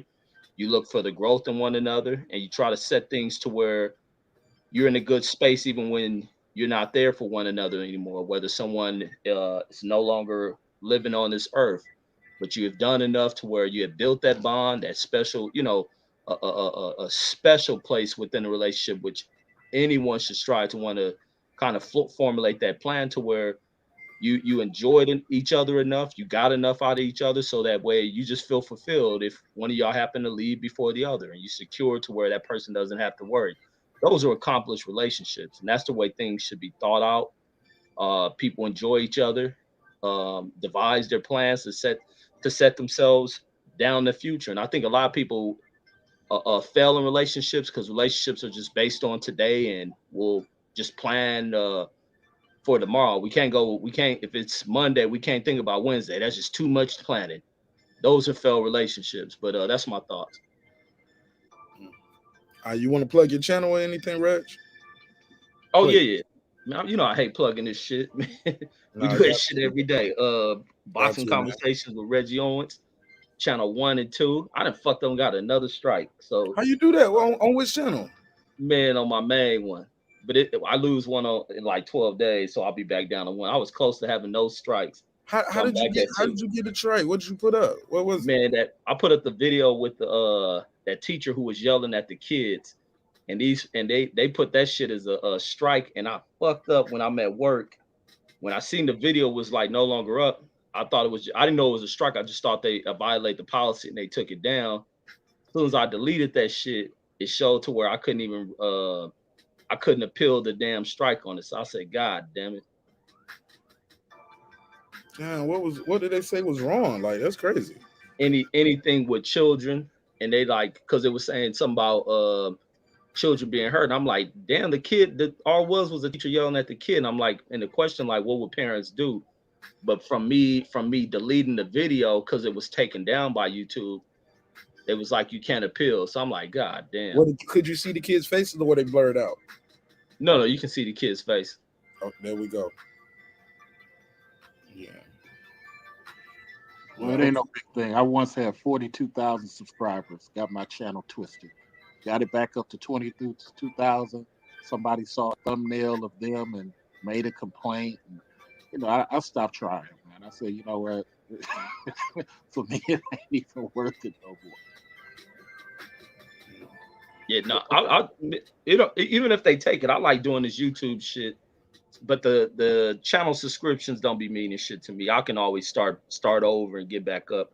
I just enjoy the conversation and topics. That's like what I enjoy about this. And even just being able to do speaking on here, because it opens you to be able to do presentation. So doing presentation in front of a company or a group, this shit helps with it. Mm. What you mean, like as in being an orator or something?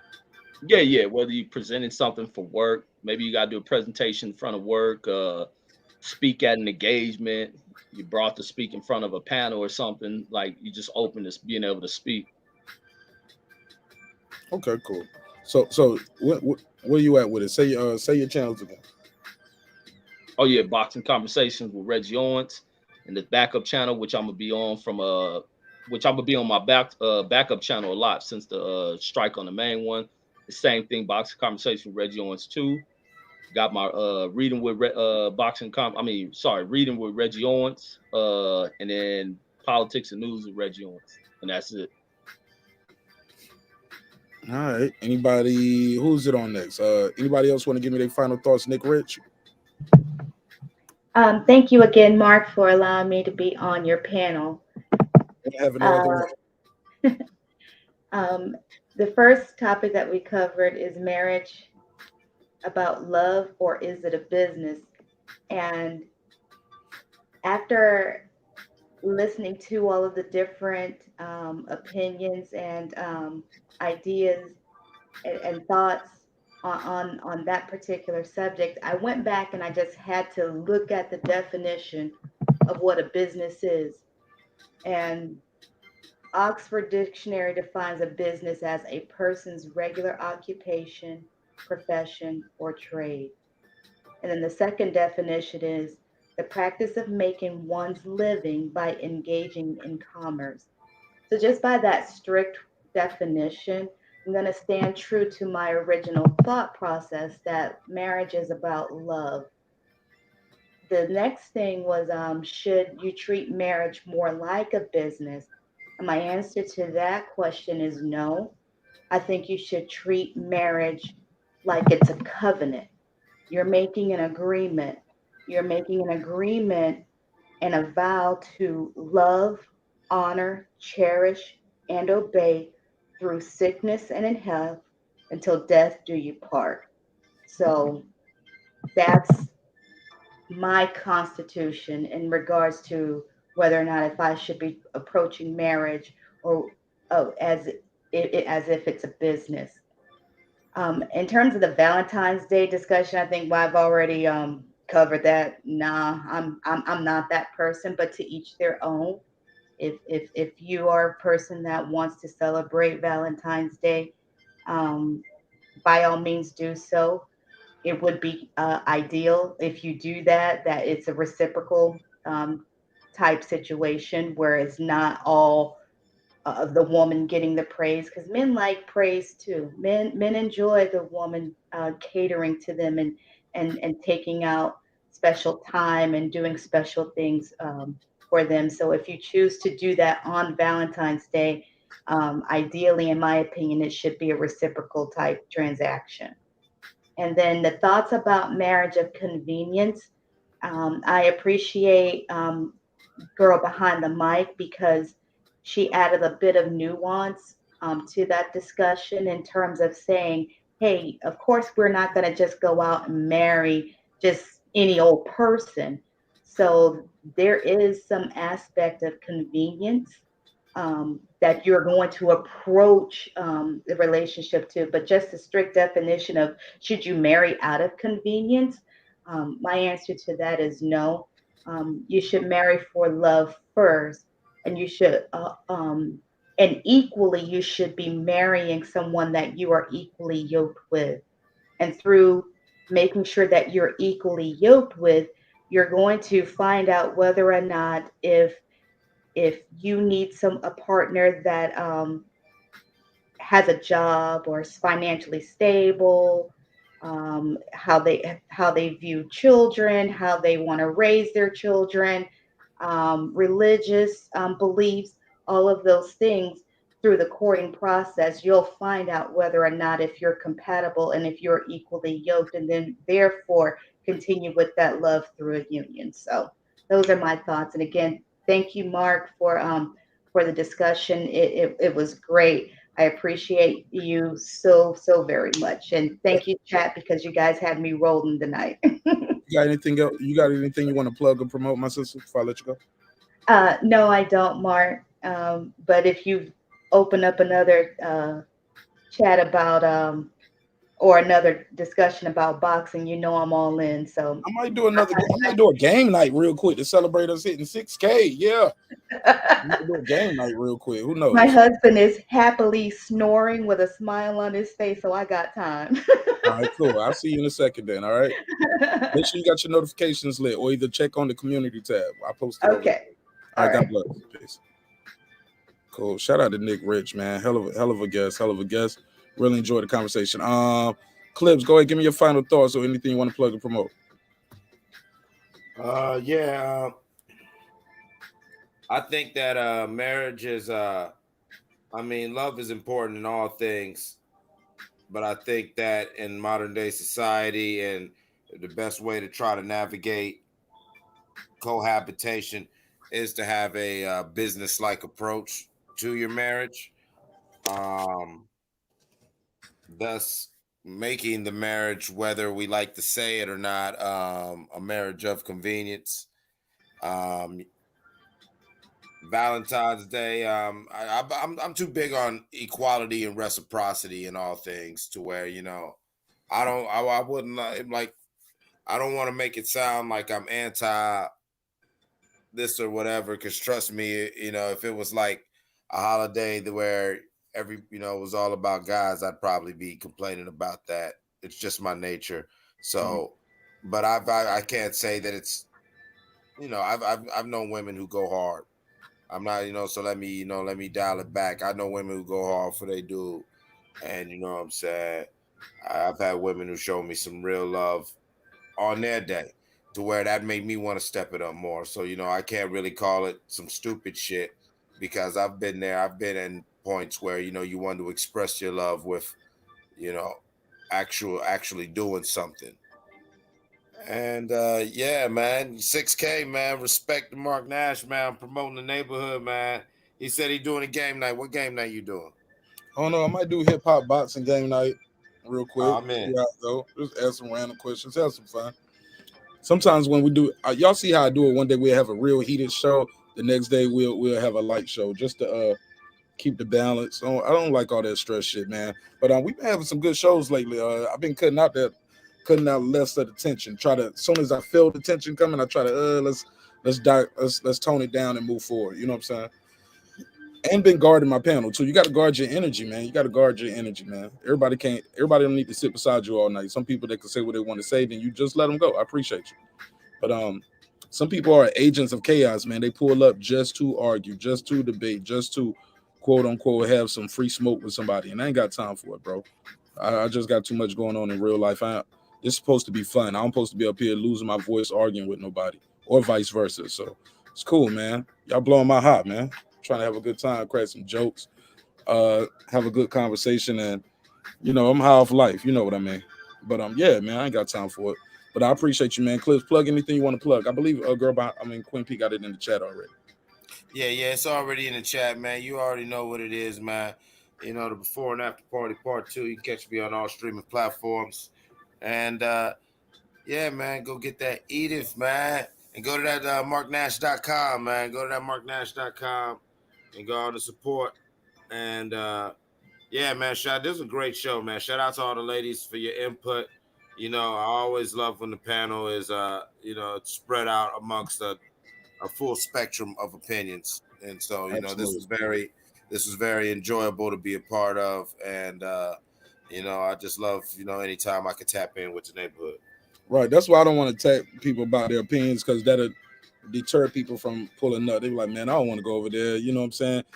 Motherfuckers laughing at you, cutting you off, and you know what I'm saying? So even if you disagree, it's a way to do it. You know what I'm saying? And some people get the comedy twist part of the show. Some people don't. Some people, so it is what it is. But it is going to be a hip hop political sports show with a comedy twist. We got to let the jokes fly. You know why? Because life is serious enough. Thank you so much, Clips. Let me start clearing out the panel when people done. I love you, bro. I'll see you on the next one. Peace. God bless. Girl behind the mic. You got anything? You give me your final thoughts. Anything you want to plug already? All right, thanks, Mark Nash. This was fun. So, just my final thoughts, real quick. We'll talk about the marriage of convenience. My main thing with relationships, I always say, is be careful or be mindful of how your relationship starts, because that is a determination or it is a depiction of how your relationship will sustain. So, if you start off on a soul based convenience relationship, what happens when that convenience runs out? And so, as it pertains to marriage, business, or love, my thoughts about that, after my personal experience, is that it's both business and love. I say that from my experience, and perhaps it's for me, in my experience from leadership, is where I look at how our house model functions. Now, of course, when we got together, my husband is the leader of the house, is the king of the castle, right? And so when we got together, trying to figure out each other's routines and so forth like that, we just we came to this flow where I realized he has his strengths and I have my strengths, and then he has his little weaknesses and I have my weaknesses. So whatever I'm good at, I do. So things like the Excel sheets, the balance sheets, and everything else as it pertains to the house, his thing is just like making the money, going to work. That's his thing. My thing is making the money and running the other aspects of the business. But we found out that that's what works for us. As we grew in our marriage, of course. So that's why I say, for my personal experience, it's both business and love, and it works out phenomenal. Nobody worries about if the taxes are done, all paperwork, everything. That's me. Secretary, accountant, CFO. That's me. And so let me see. Let me see. And then I always say business, love. Everyone has a different interpretation or whatever. People, because everyone is different. Um, we got together, we found each other, we loved each other, and I fell in love. Those that get it. And so if it's marriages are based, my last point on this, if marriages are based solely on love, can anybody explain the divorce rate? All right, because love is supposed to be forever. So now we go on to the Valentine's Day. I've never been a gift person. I'm weird. I give people what I like. I just do cash cards and gift cards. But when we got together with my husband to wow me and woo me, he did what he did. Sorry about that. That's okay. He did what he did, but I never discouraged him. I never said, no, I don't like that, because I just know that, I know what, internally. So I appreciate every effort. And I'm just saying that for any women that are out there, if you kind of like me and you get gifts, don't be like, ew, or why did you get me this? Appreciate their gifts always, because you might deter or discourage people. All right. So surrogacy. This was an interesting topic. I'm going to do more research, find out, as it pertains to males, because this was really fascinating. And this was a new topic as well for me. And that, listen, my opinion is people have the right to live however they want to live. And I'm pretty sure you've done your research and your thorough research as it pertains to the surrogacy journey as a single parent and so forth. And my whole thing in life is, as long as somebody can protect the child, love the child, nurture the child, only because, that's always been my thing, protect the child. So you got that covered. That's good, because we need more people, because some of us are not having kids. So that's it. You can find me on Decoding Dreams Podcast with your host, Memory, and that's Decoding Dreams Podcast. You could Google that, and we do have links in the chat. And I do have a tree link in the chat with the rest of all my other links. Thank you so much. It's been a pleasure. I wouldn't have it no other way. Thank you so much for pulling up and contributing to the show. God bless. Go ahead, Mr. Research. Plug anything you want to plug. Give me your final thoughts on everything. Yeah, nothing to plug, man. I ain't worried about plugging anything. This was great for me because I was doing my work. I got to get some stuff done before midnight. I was doing my work while I was having this conversation. It helps me a lot. You know what? When people listen back to the replay, I want them to pay attention to something. How angry some people get just because a guy is doing something different. You know, I know it's not intentional. I know it happened haphazardly. You know what I'm saying? You know, I I was looking at the chat, busting out laughing. You got people calling me names and stuff, and it's like, wow, just for doing something different than what we normally do. And that's what our community really needs to look at in regards to just, are we ready for these marriages? Are we easily upset when stuff don't go our way? For all you married people out there, you know that's important. If if the kid comes and says whatever the kid says, are you going to deal with that, or are you going to respond to them some type of way? We as our black community, we got to bring this pride back. Got to bring this honor and integrity back. We doing too much Stephen fetching, way too much. Now, as far as the title about convenience, I look at it like this. Look at what Wendy Williams is going through. She divorced her husband, and now she having all these problems. Irregardless of how bad her husband is, guess what? He had her protected. He Mm. had her protected.